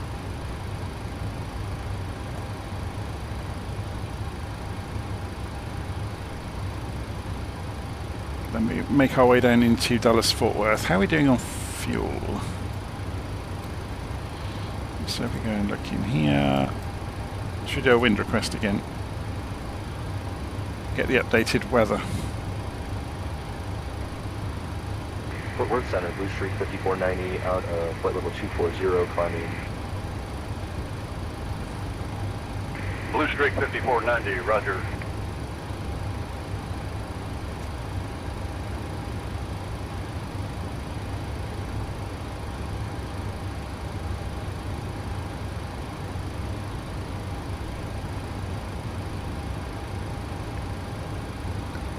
Clear. Delta 073, descend via Winey Ford into Dallas. Landing north, altimeter 29er, 89er. There we go. Descend via Winey 4 into Dallas, landing north, altimeter 29er, 89er, Delta 073. So we can go and set 6,000 feet.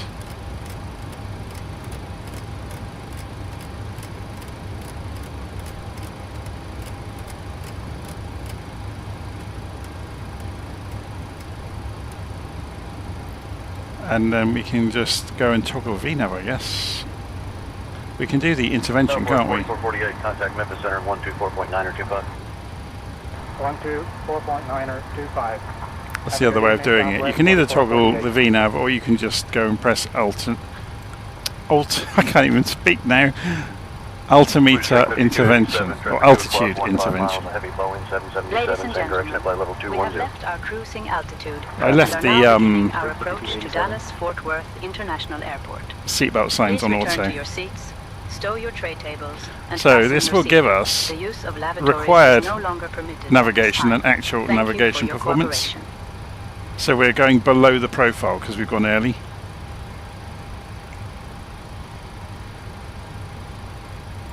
So if we go and put legs back on, that will, we can see the constraints then. That's what I'm thinking of.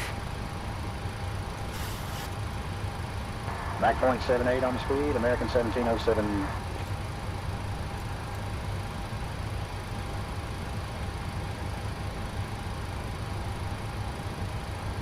So the profile will catch up with us. Notice we are holding at 1,000 feet a minute. That's because we've gone early.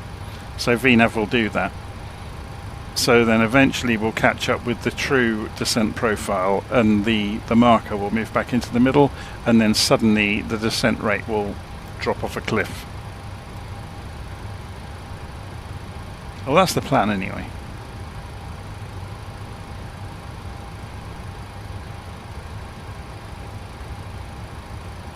American 844, continue flying flight level 360. Yeah, so we've got flight level 360, American 844. the data is showing there for the RNAV calculations.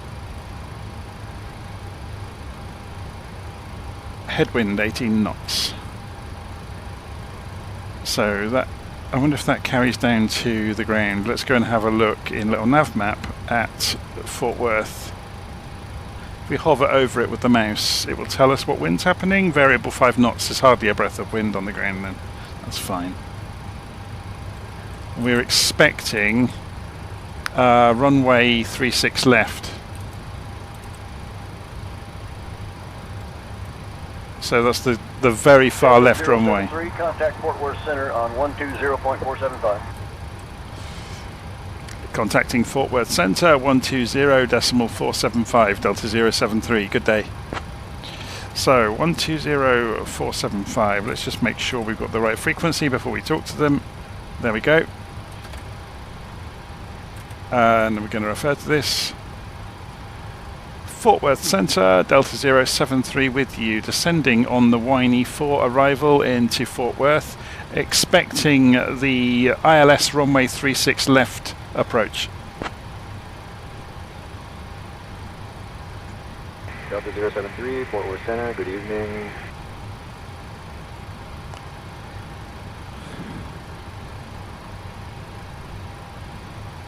Okay, American 1076, that was short and sweet, wasn't it? flight level 240.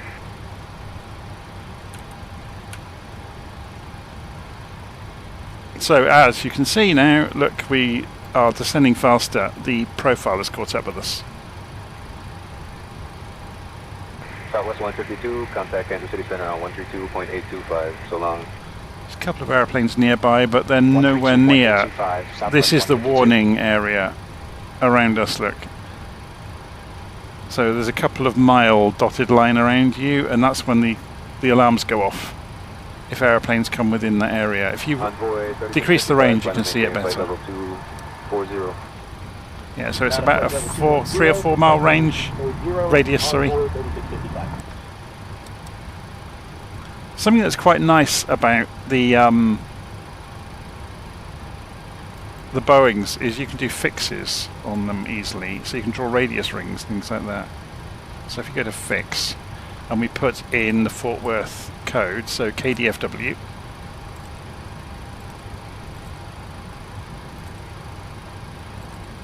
and then we either want radius or distance, so we want to do a distance, so it'll be slash, if we do 100, we'll get a dotted line for 100 miles, there you go, around Fort Worth. Flight level 300.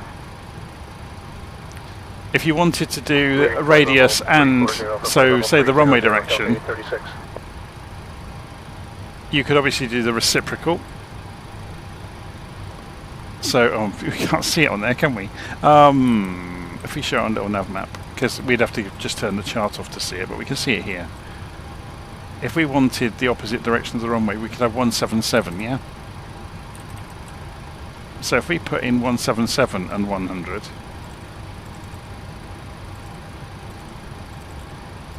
this won't make much sense until we get closer. But there's now going to be a line tracing the runway direction. So let's go and increase the range. There it is, look. So that's the runway direction. It won't be lined up with the runway, but it just gives you an idea of where the runway direction is. Let's bring the range down to declutter it a bit.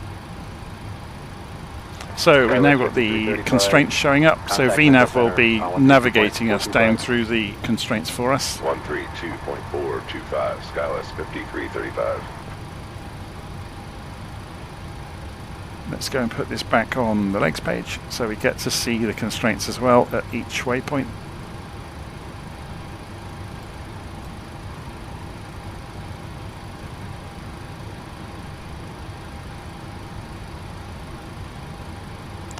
We need to go and find that QNH at Fort Worth. Open airport to weather. If we leave that page there, actually no, because we want to see the flight information. But if we go back, we can flick back and forth now. So it's 2889 or 1012. Delta 2780, good evening.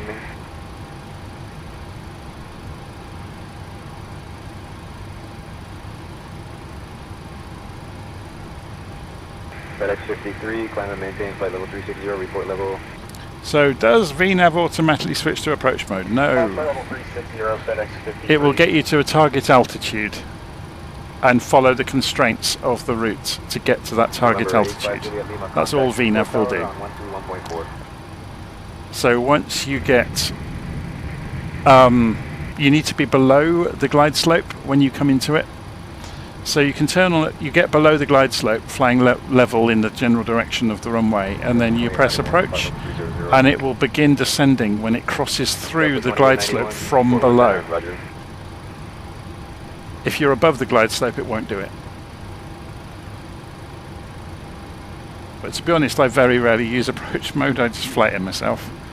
I'll let the autopilot get us in the neighbourhood, and then take over usually. And quite often I'll go fully manual on the throttles as well. It depends what's been programmed with how fast it wants to go on the final approach. So I like to go a bit slower, so I've got more time. So I'll often pull it down to sort of 150, 140 knots, depending on the aeroplane of course and the load. I kind of like flying aeroplanes, so I'll go fully manual if I can. In the Airbuses, it's typical not to do that. You would at least leave the auto throttle on.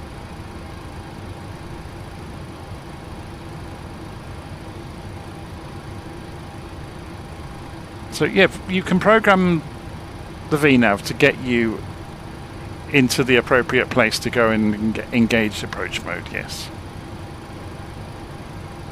But to be honest, when you're in the last few thousand feet, you could use all the modes. You know, it depends what you're doing, really. So you could be using vertical speed mode, you know, to come down in a timely manner, or you could do level change if you want to come down in a hurry. VNav, if you've got it programmed. That's the key thing, because VNav won't do anything if you haven't programmed altitudes and speeds, Leading flight level 220. because it won't know what to do. 40, American 2559. Obviously lateral navigation is a lot more straightforward, because it's just following the waypoints. So we're falling a little bit above. So it's worth having a look to see if the engines are idling and to see if we need to put the spoilers out to get back on track with the profile. So I've just extended the spoilers ever so slightly. So we were going a little bit fast, look. American 1256, flight level 320. So spoilers can go away again. American 1256, good evening, sir.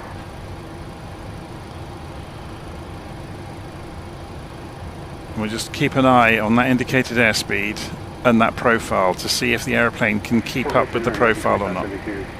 Because depending on the wind may have changed based on, you know, since the calculations were originally done.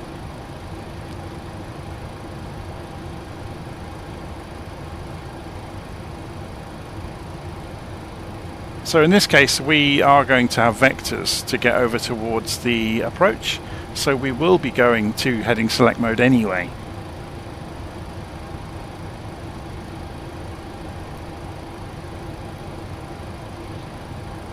We're at center, southwest. Let's go and have a look to see how close we are to that. So here we go, look, we're coming down to this straight run. 2604, roger. Then we got this turn, and then when we get to hills, we'll get vectors, and hopefully, as we fly along here, we'll be told to turn right. For char, we'll probably be, I would imagine we'll be directed direct char, and then to contact tower when we pick up the localizer. We've already tuned in nav 1 and nav 2 with 111.9. We've already put the course in for the ILS, so the instrumentation should, if we flick over to approach mode up here, the instrumentation should show it immediately. 3655, descend at pilot's discretion, maintain flight level 250. Down to flight level 250, envoy 3655.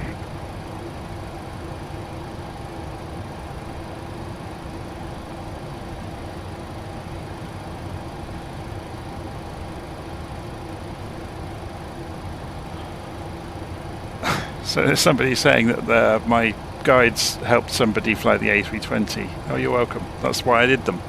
To be honest, I've written the guides to remind myself a lot of the time, and I noticed working through the 737-800, it's a little bit out of date. There's some bits that have changed in the process, so I need to go and look at that. United 246, flight level 350. United 246. Someone said, I've never understood why there is no direct included in these scenarios. Well, it's because it's being realistic. This is the real chart. There is no connecting procedure.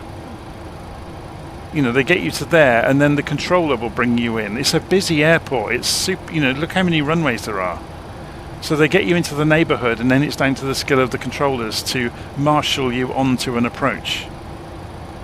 Because there's no guarantee that we'll get this approach. Delta 073, contact Lone Star approach on 118.1. There we go. Contacting Lone Star approach 118.1, Delta 073. Good day. So 118.1, there we go. and we'll refer them to the flight plan that we're planning. Lone Star approach, Delta 073 with you, descending on the Winey 4 arrival into Fort Worth, expecting ILS runway 36 left. Delta 073, Lone Star approach. Good evening, Dallas, Delta 02989. Expect the ILS runway 36 left approach into Dallas. Advise you have information, Romeo. Confirm we have information, Romeo. Altimeter 2989, expecting ILS runway 36 left approach, Delta 073.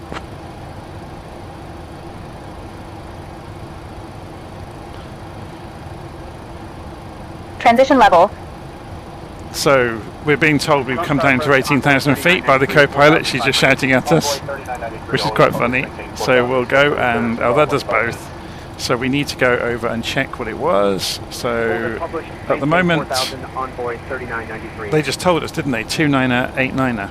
So let's go change the Lone Star departure, UPS 5772, radio tiny amount different. It's a nice warm day. 5772, redo 5x5. Does that correct this one as well? Yes, it does. Look, that's the backup altimeter. Or altimeter, if you're American, I guess. Lone Star departure, Southwest 889, 1000, climbing 7000. Southwest 889, Lone Star departure, roger, good evening.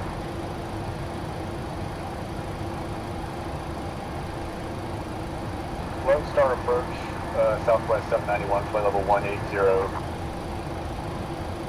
Southwest 791, Lone Star approach. Expect the ILS runway 31 left So, approach. continuing on down. 89er. This is interesting. I don't know if this is a new feature of SayIntentions. I'll have to go and ask them, or if it's something that's been specially done with the 737s. But I've not known the co-pilot shout out previously to remind you about things. Southwest 42 out of 10,000. It's really cool. Southwest 42, Lone Star approach, roger. So it's saying, yeah, remember earlier we said about the speeds. It's struggling, look, it's going too fast. So it's running at idle and it's not managing to slow down and maintain the descent rate. So I've just thrown the spoilers out to help. American 1056, So let's bring the... have a good evening. Tower on 134.9er, American 1056. So we're going to be riding the spoilers on the way down. You can see that just crack them open. That's enough to make that big difference.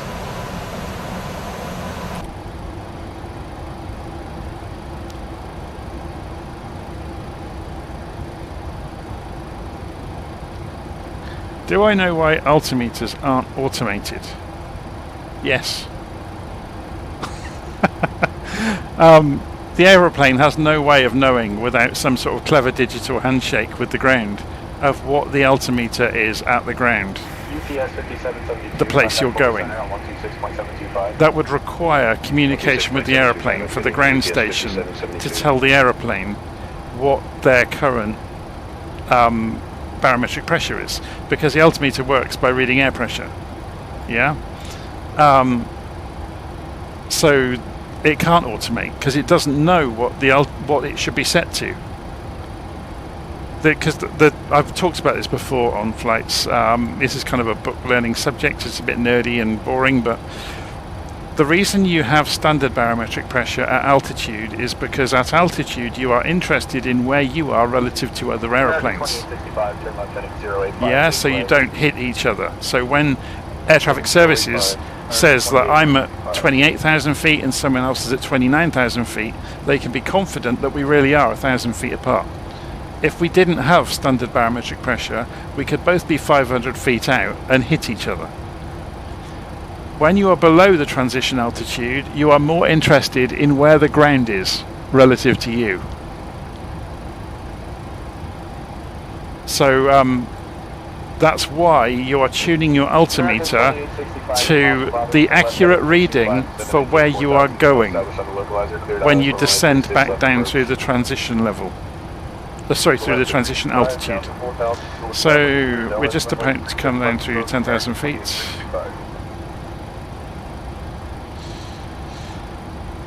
Landing lights will come on in a minute then, so when we go through 10,000. The one thing I haven't ever understood about the commercial airliners, and there's probably good reasons for it, is why the flaps are not automated. The modern flight management systems, you would imagine, because fighter jets do it, why can the aeroplane not control its own flaps? It's a bit of a mystery to me. Heading 025, descending 4,000 until established, cleared ILS runway 36 left approach, American 2347. So we don't need the spoilers on anymore, look, because the engines are actually spooling up to combat the drag from the spoilers. Or speed brakes.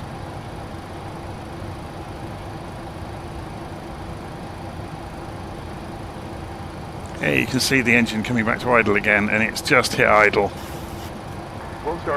So we'll keep, yeah, we're going fast again, look. The airplane's trying to descend, and it's not managing airspeed, and it's going too fast. And therefore, look, steep descent after berms is warning us. So we're giving it half a chance of being able to make it by throwing the spoilers out. Going for an extra level on the spoilers. Star approach. Good evening, American 2747. 10,000, climbing 2,000. American 2747. We've come down through 10,000 feet now, so landing lights on. Ladies and gentlemen, we are now beginning our final approach into Dallas. Please turn off your electronic devices and stow them until we arrive at the gate. Ensure your tray tables are put away, your seats are in the upright position, and your seat belts are fastened. The current temperature in Dallas is 38 degrees Celsius. Our assigned gate Whoa, 38. It's cooking. Thank you for your cooperation. Cleared ILS runway 18 right approach. Heading 205, descending 2,500 till established. Cleared ILS runway 18 right approach, American 2865.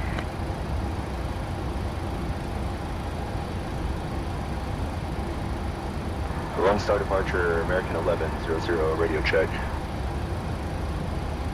American 1100, loud and clear.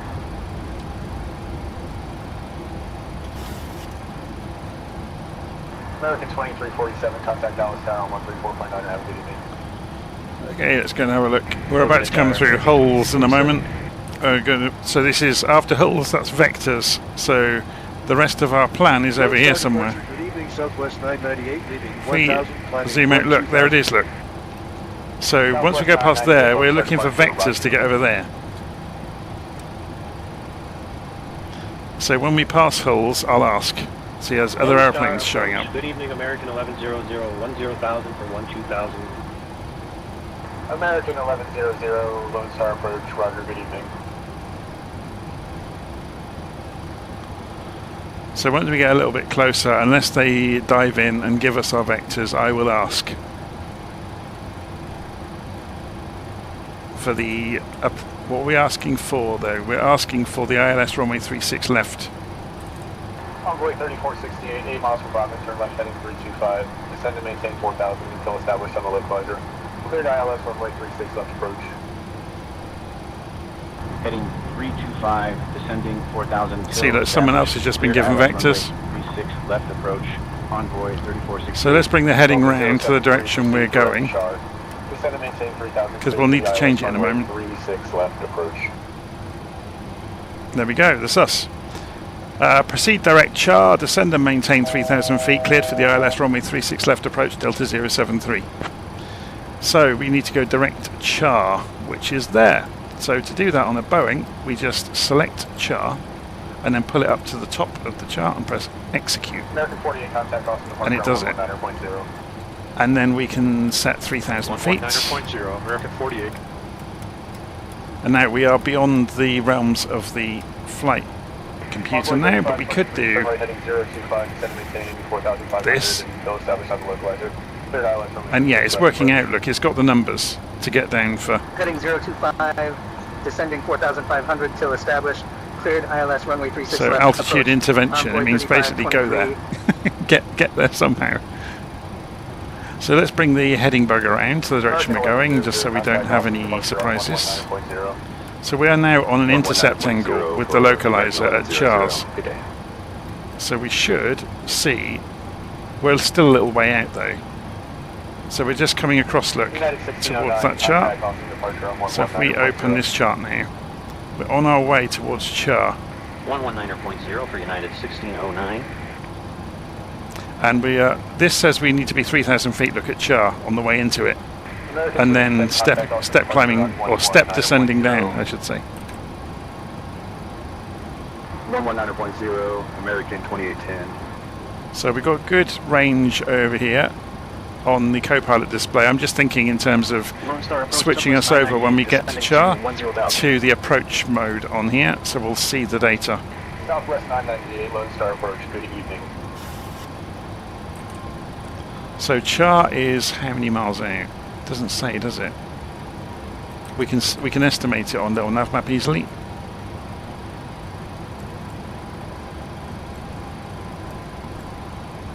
So there's us coming in, look. There's Char. So it's about 9 miles out. 1609. Contact Forward Center 126.725. Have a good evening. So are we good at, we're still good for descent? 725. Have a good evening. United 1609.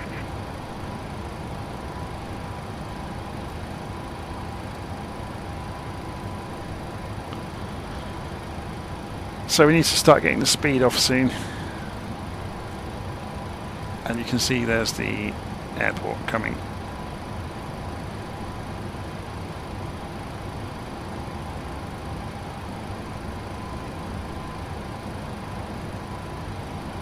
So let's bring the range down again. There's a lot of aeroplanes around, look at them. They're all coming out of Fort Worth and turning left. 1240 out of 8,000 for 11,000. United 1240, Lone Star approach, good evening. That means we're 800 feet, or 900 feet, sorry, away from the target altitude when you get the beeps.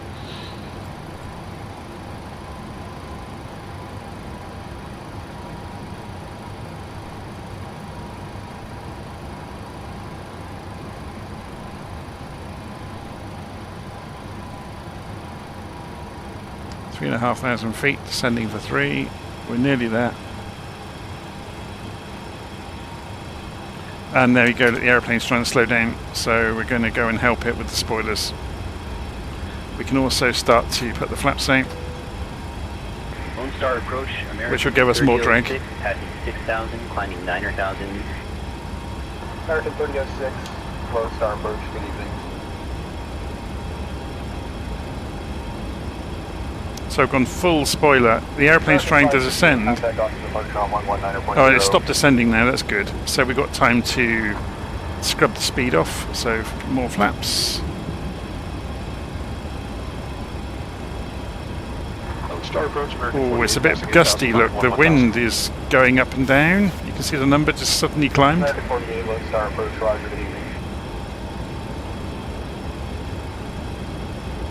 We are within undercarriage range now. I'll wait till we get to about 180 knots.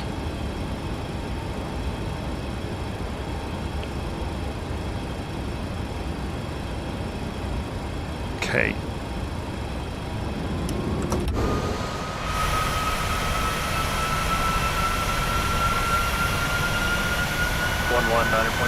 Skywest 6445, thanks for the help.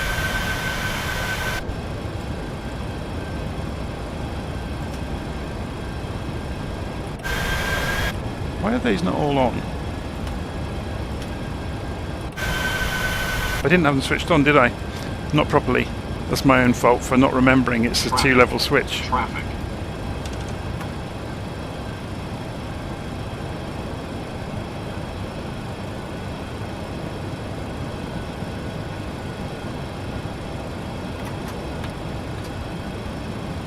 Okay, flaps 3. Oh, in the Boeing, we've just commanded. Where's the? Yeah, we just commanded 25 degrees of flap, and there's the runway out in front of us. It's turned really sharply. Look, it's turned too sharp. Oh, look at that wind. Delta 073, contact Dallas Tower 124.15. Contacting Dallas Tower 124.15. Delta 073, good day. 12415. There we go. Dallas Tower, Delta 073 engaged on localizer, runway 36 left. Delta 073, Dallas Tower, roger. Continue approach runway 36 left. Continue approach, Delta 073, good day. So we've gone high, on, which was by accident, so we're going to go and disengage the autopilot. Final runway 36 left. 360 at 5, clear to land. 2500.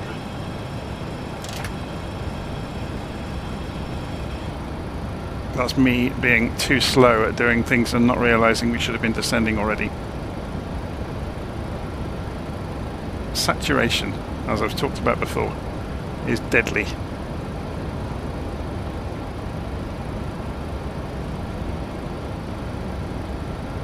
So let's straighten the view up. Head tracking on. Here comes the ILS. We're coming back down onto it. We need to turn the auto throttle warning off, if it will let me. There we go.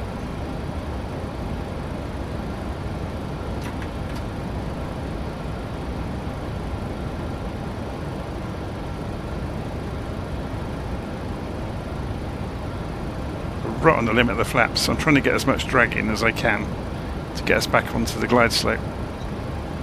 We're a little bit high still. 1000. 1000. That was a throttle issue. That's why we weren't slowing down. That was a physical throttle issue. I just moved the throttles backwards and forwards. I noticed the tone of the throttles was wrong.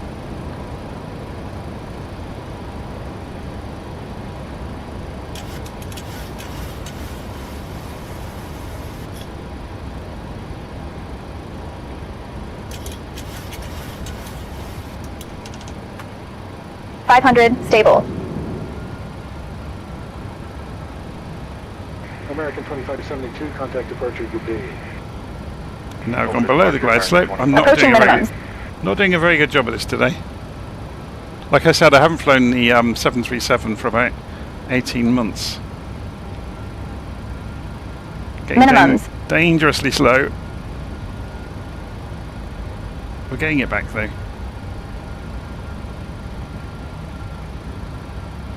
100. 50. 40. 30. 20.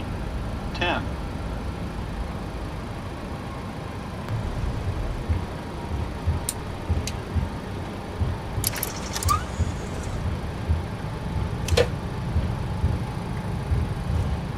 The reversers haven't kicked in, have they? Again, a physical controller issue.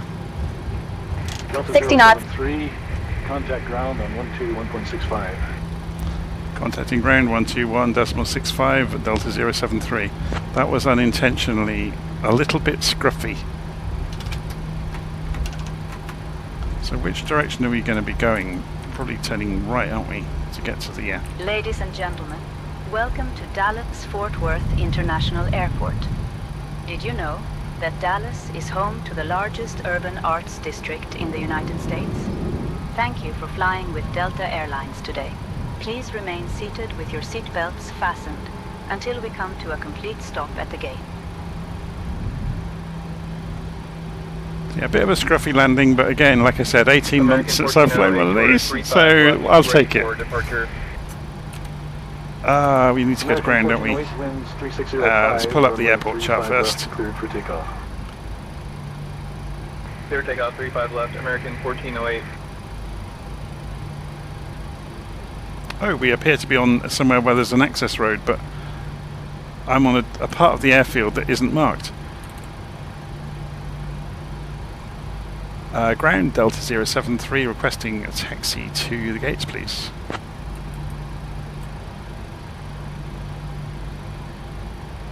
We should have gone on the high-speed exit further up, shouldn't we?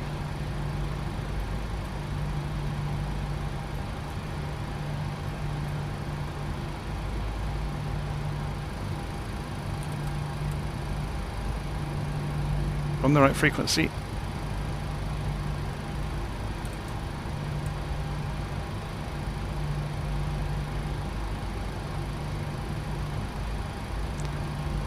Dallas ground, Delta 073, radio check. Delta 073, Dallas ground. Sounds great from here. Dallas ground, Delta 073 requesting taxi to the gate, please.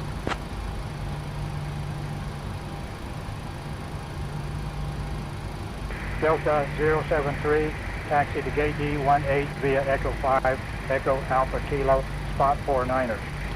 Good day.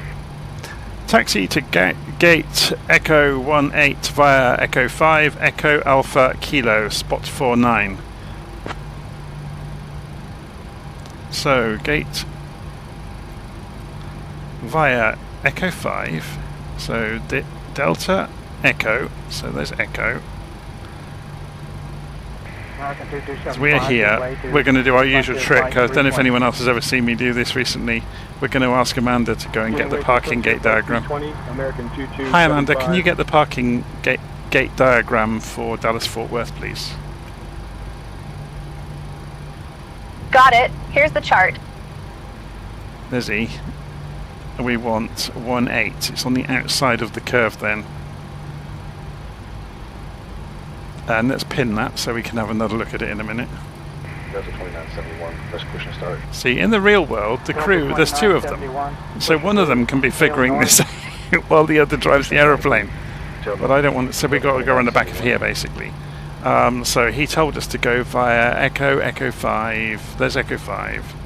We're already, yeah, we're off the chart here. Then Alpha and Kilo. Alpha, so Echo, Alpha. Kilo's going to be here, isn't it? We can't, yes, that's the Kilo. So we need to go Echo. They haven't told us about crossing any runways, have they? So there's Echo 5, Alpha and Kilo. So we need to just carry on down to Alpha, and then we'll have to ask to cross the runway. Ground. Interesting they didn't tell us that though. Taxi to the gate. American 1859er, taxi to parking via Mike 2, Mike Echo Kilo Yankee Lima Kilo 7 spot 27.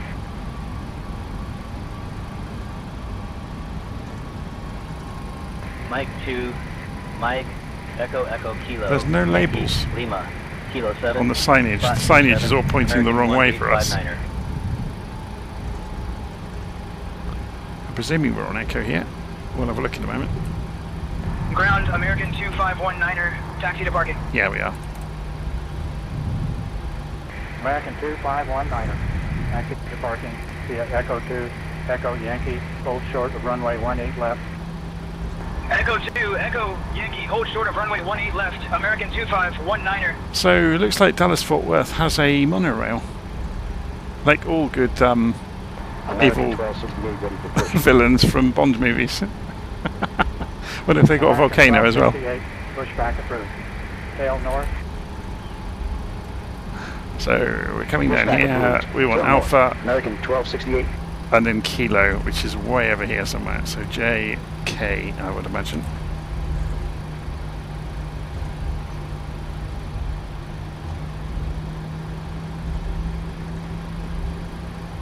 So we're off the runway now.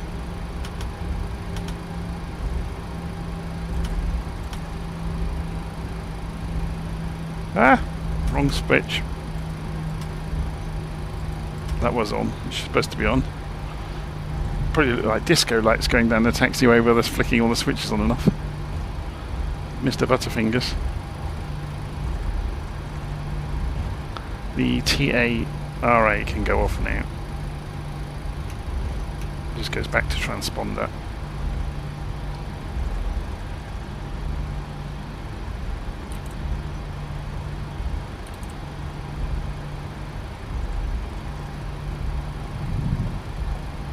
There's somebody coming in, look.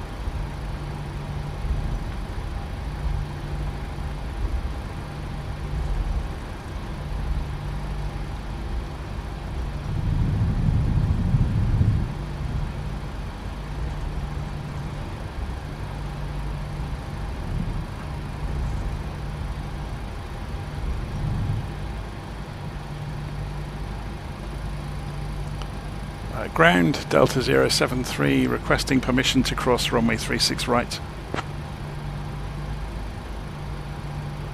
Delta 073, hold short of runway 36 right. Because of him. Embraer 170 on the runway. Holding short 36 right, we can see the Embraer.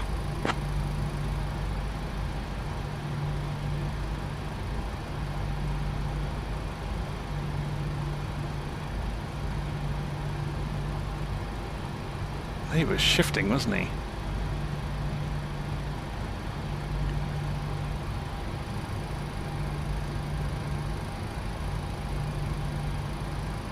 There's another plane queuing up over there. I wonder if we can get across before they pull out onto the runway. There's a queue actually, there's several of them over there, look.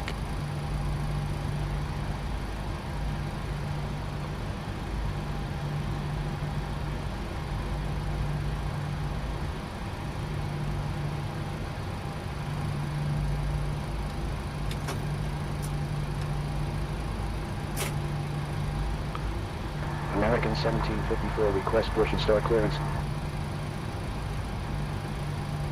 American 1754, push and start approved. Tail north. Roger, pushback approved. Tail north, American 1754. Should we ask it again, see if we can prompt them? Frontier flight 4689 are ready to taxi. Frontier flight 4689er, runway 36 right, taxi via spot 142, Whiskey Lima, Foxtrot, Whiskey Romeo.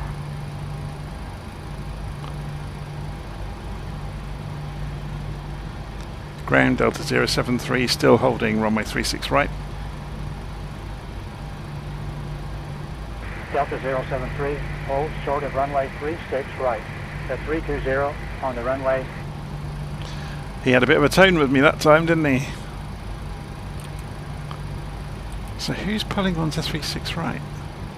Runway 36 right, taxi via spot 142, Whiskey Lima, Foxtrot, Whiskey Romeo Frontier, flight 4689er. There's nobody coming in. There's nobody on the runway. Oh, am I not? I'm not showing everybody. That would help. Envoy 3575, request push and start. Envoy 3575, pushback approved. Tail north.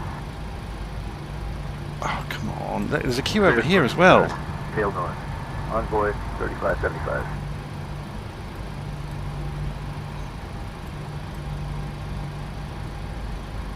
American 2800, request push and start. American 2800, pushback approved. Tail north. Attention all aircraft. Sierra, now current altimeter 2986.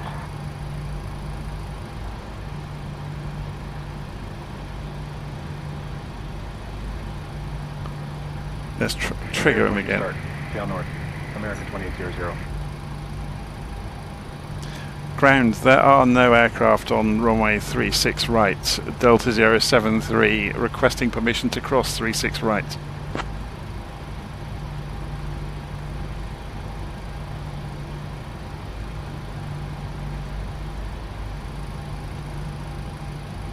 Delta 073, hold short of runway 36 right.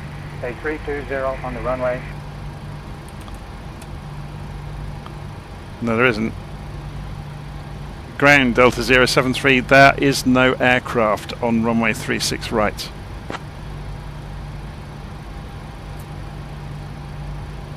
Delta 073, cross runway 36 right, approved.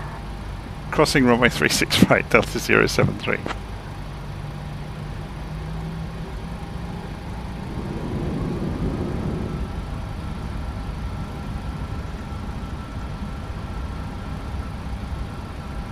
He was misinformed.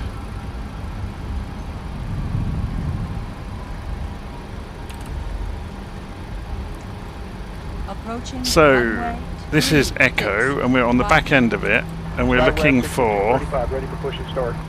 I'm trying to remember now. SkyWest 6235, push and start approved. Tail northwest. Push and start approved. Tail northwest, SkyWest 6235. Spot 49. Gate E18.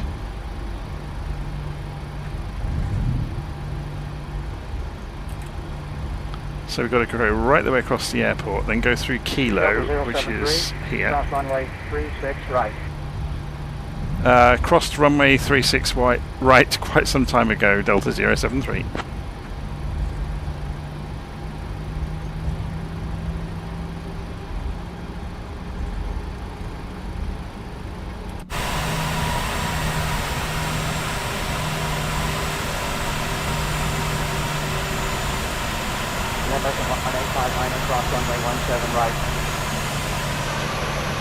I'm just being nosy now, having a look at the airport. It looks really good, doesn't it? It's obviously one of the airports that's got special scenery that comes with the sim. American 1766, taxi to the ramp. American 1766, taxiing parking via Echo 2, Whiskey Kilo, Foxtrot, Golf Niner, spot 137.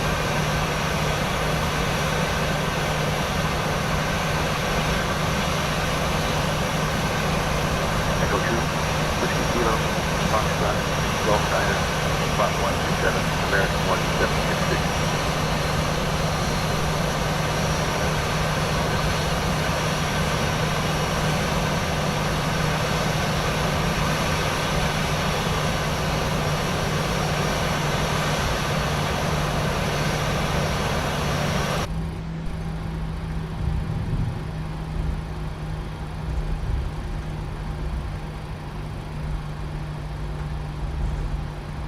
Juliet. We want Kilo, don't we?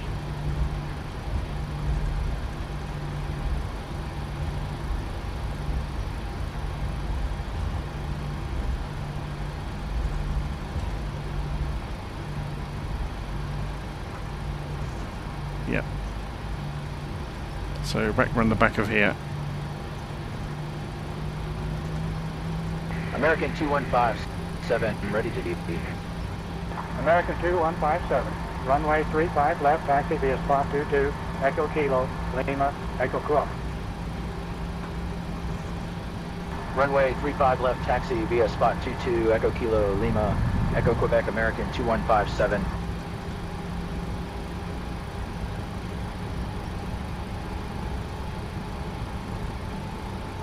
We're on Kilo.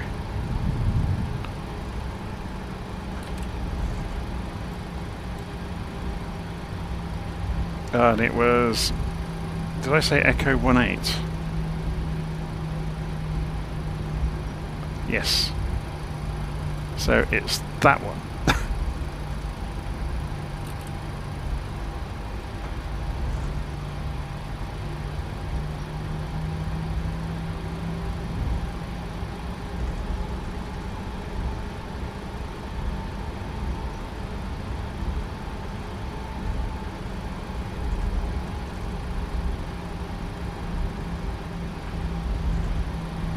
So we'll take the next left, and then we'll navigate our way around.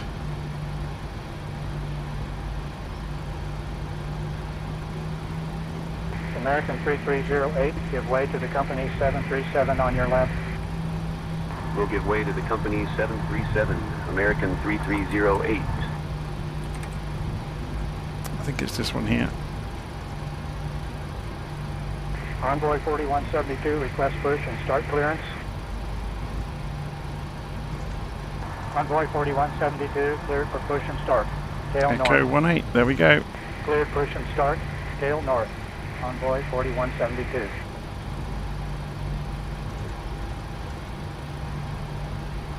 Ground, Envoy 3913, taxi to parking.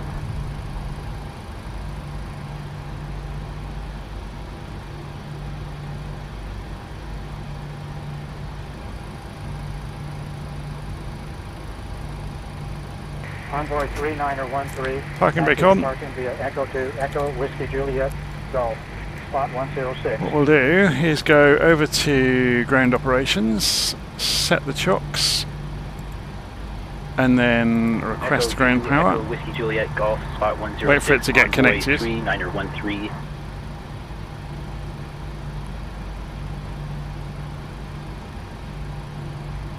Connecting, get ready. There we go. So overhead we can now go and turn the ground power on. That turns the bus transfer over automatically, and then we can turn the engines off. Let's turn the taxi lights off. American 2243, and runway anti-collision, right, and position lights off. Lima, Bravo, Foxtrot, Whiskey Let's Romeo. get the jetway connected. Runway Here it comes. 36 right taxi via spot 23, Echo Should watch it Kilo, happen. Lima, Bravo, Foxtrot, Whiskey Romeo, American 2243.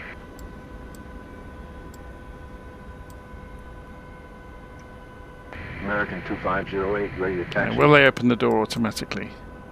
American 2508, runway 35 Presumably left, not. taxi via spot 42, Echo Lima, Lima, Echo Quebec. Runway 35, left taxi via spot 42, Echo Lima, Lima, Echo Quebec, American 2508. Okay, so go ahead. We can turn some things off. So packs off. American 1766, cross runway 18 left. Hydraulics off. Oh, we just flew the whole flight without the yaw damper on. Oh my word. There's always something I forget, isn't there? And again, like I said, I think I need to update my documentation. So engine, fuel pumps off. We can leave the APU alone. Lights already done. The fasten seatbelt thing can go off now. We can disarm the emergency lights if I can click on it correctly. American 2508, give way to the company A3. That was still left in the on position actually, so then we can turn off the window heats and the probe heats. I can't believe I left the yaw damper off and didn't even notice it. Again, like I said, 18 months is a lot of rust to shake off, and we can clear the warnings and we're good to go. So obviously we could go down to cold and dark, there's no point.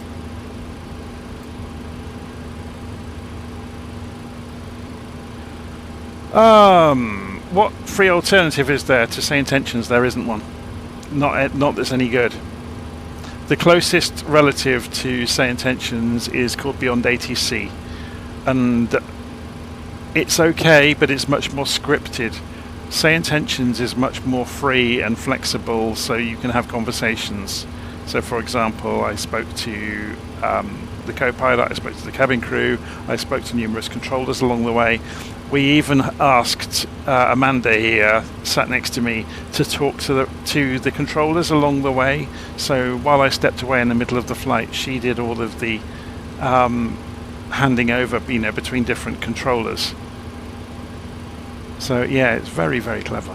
And obviously you heard her shout out as well when I was a bit late with the lights and things like that, and the standard barometric pressure. Hotel Yankee ready to taxi. Beechcraft 1 Hotel Yankee, runway 36 right, taxi. So that's interesting. So someone with local knowledge has said that Delta has specific gates, and we are next door to where we should have been. Right taxi via spot 1. So we should have been there. Zulu, Foxtrot, Whiskey Romeo. That's funny. 1 Hotel Yankee. Should we go and have a look around? It's a shame, isn't it, to not look, because this looks like a very good version. So there's our aeroplane. I've got the drone camera now, I've got the controls for it. So let's go, and if anybody knows Fort Worth, then this is the time to share. American 1076 ready to taxi.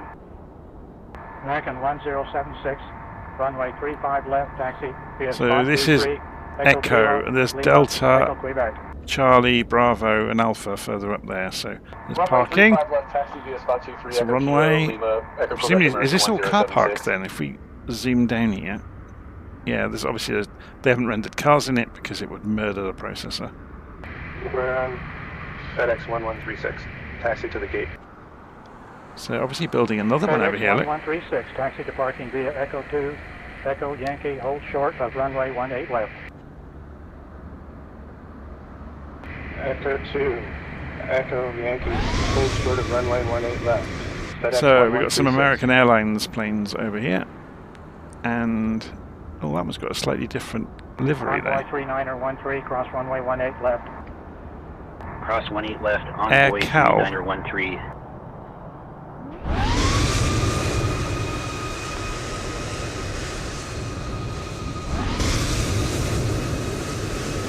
SkyWest 6250. So this is a hotel in the middle. Yeah, it's the Hyatt, isn't it? runway 18 left. Grand Hyatt Regency. Right in the middle of the airport. I bet it costs a pretty penny to stay there. Alaska 1458, give way to the SkyWest CRJ7 on your right. Give way to the SkyWest CRJ7. Alaska 1458.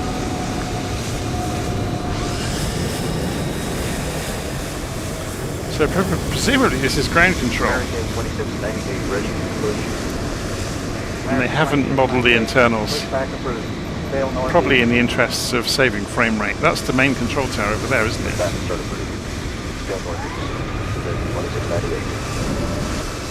I'm guessing this won't have any internals modelled either. No. Ready to push. Anyway. Level 7, push back to 3. Tail north. Second start approved. Tail north. American level 7.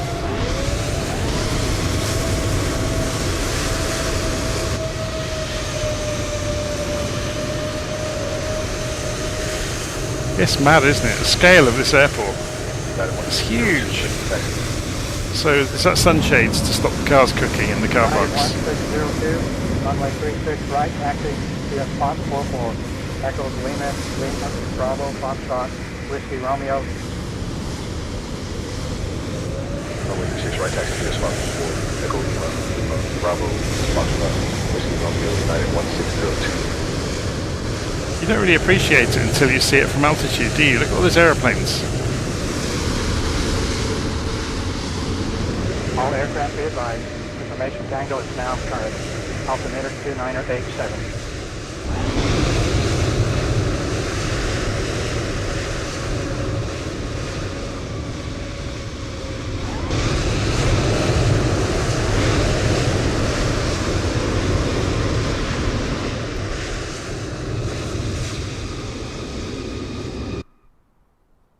Yeah, the sound modelling isn't the best. It's okay when you're down on the ground, but if you're flying around with a drone camera, it doesn't really understand that we are this distance away from where the sound's coming from.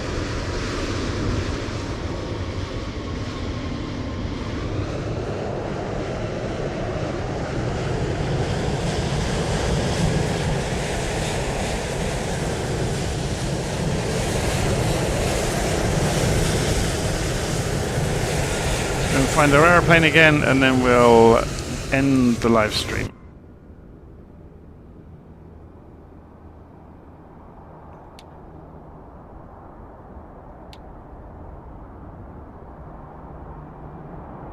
So this is us. I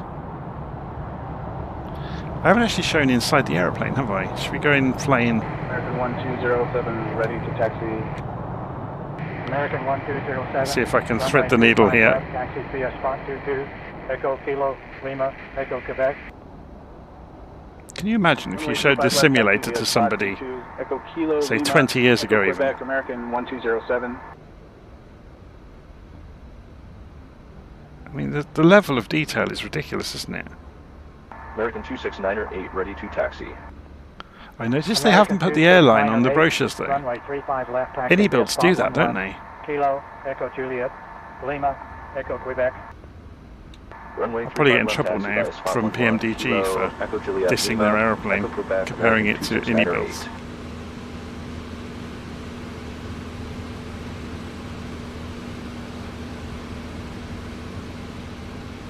So I'm fairly certain if we go and press Shift and X and put ourselves back in the cockpit, if we get up and walk around here, I'm fairly certain these things work. Yeah. I thought I'd opened the door. That's a bit interesting. And I think these panels work as well. 2013. We're ready to taxi.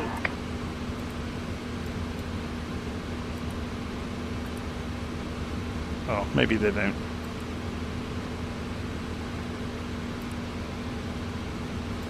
So you can play around with various bits and pieces then. Anyway. Ground Blue Street 5624, taxi to parking. Hopefully you enjoyed that today. Blue Street 5624. So we flew there from Alpha. Oh, where do we Alpha, took off from Atlanta, 152. flew cross country to Dallas Fort Worth in the Delta 737-800 from PMDG. I made a few mistakes along the way, but that's just shaking off the rust. We're allowed to do that. It's supposed to be fun. It's a simulator. It's not real. I won't get written up and walked into an office to be talked at tomorrow. So anyway, hopefully you enjoyed that, and I'll see you all again soon. Thank you ever so much if you've been following along. Take care.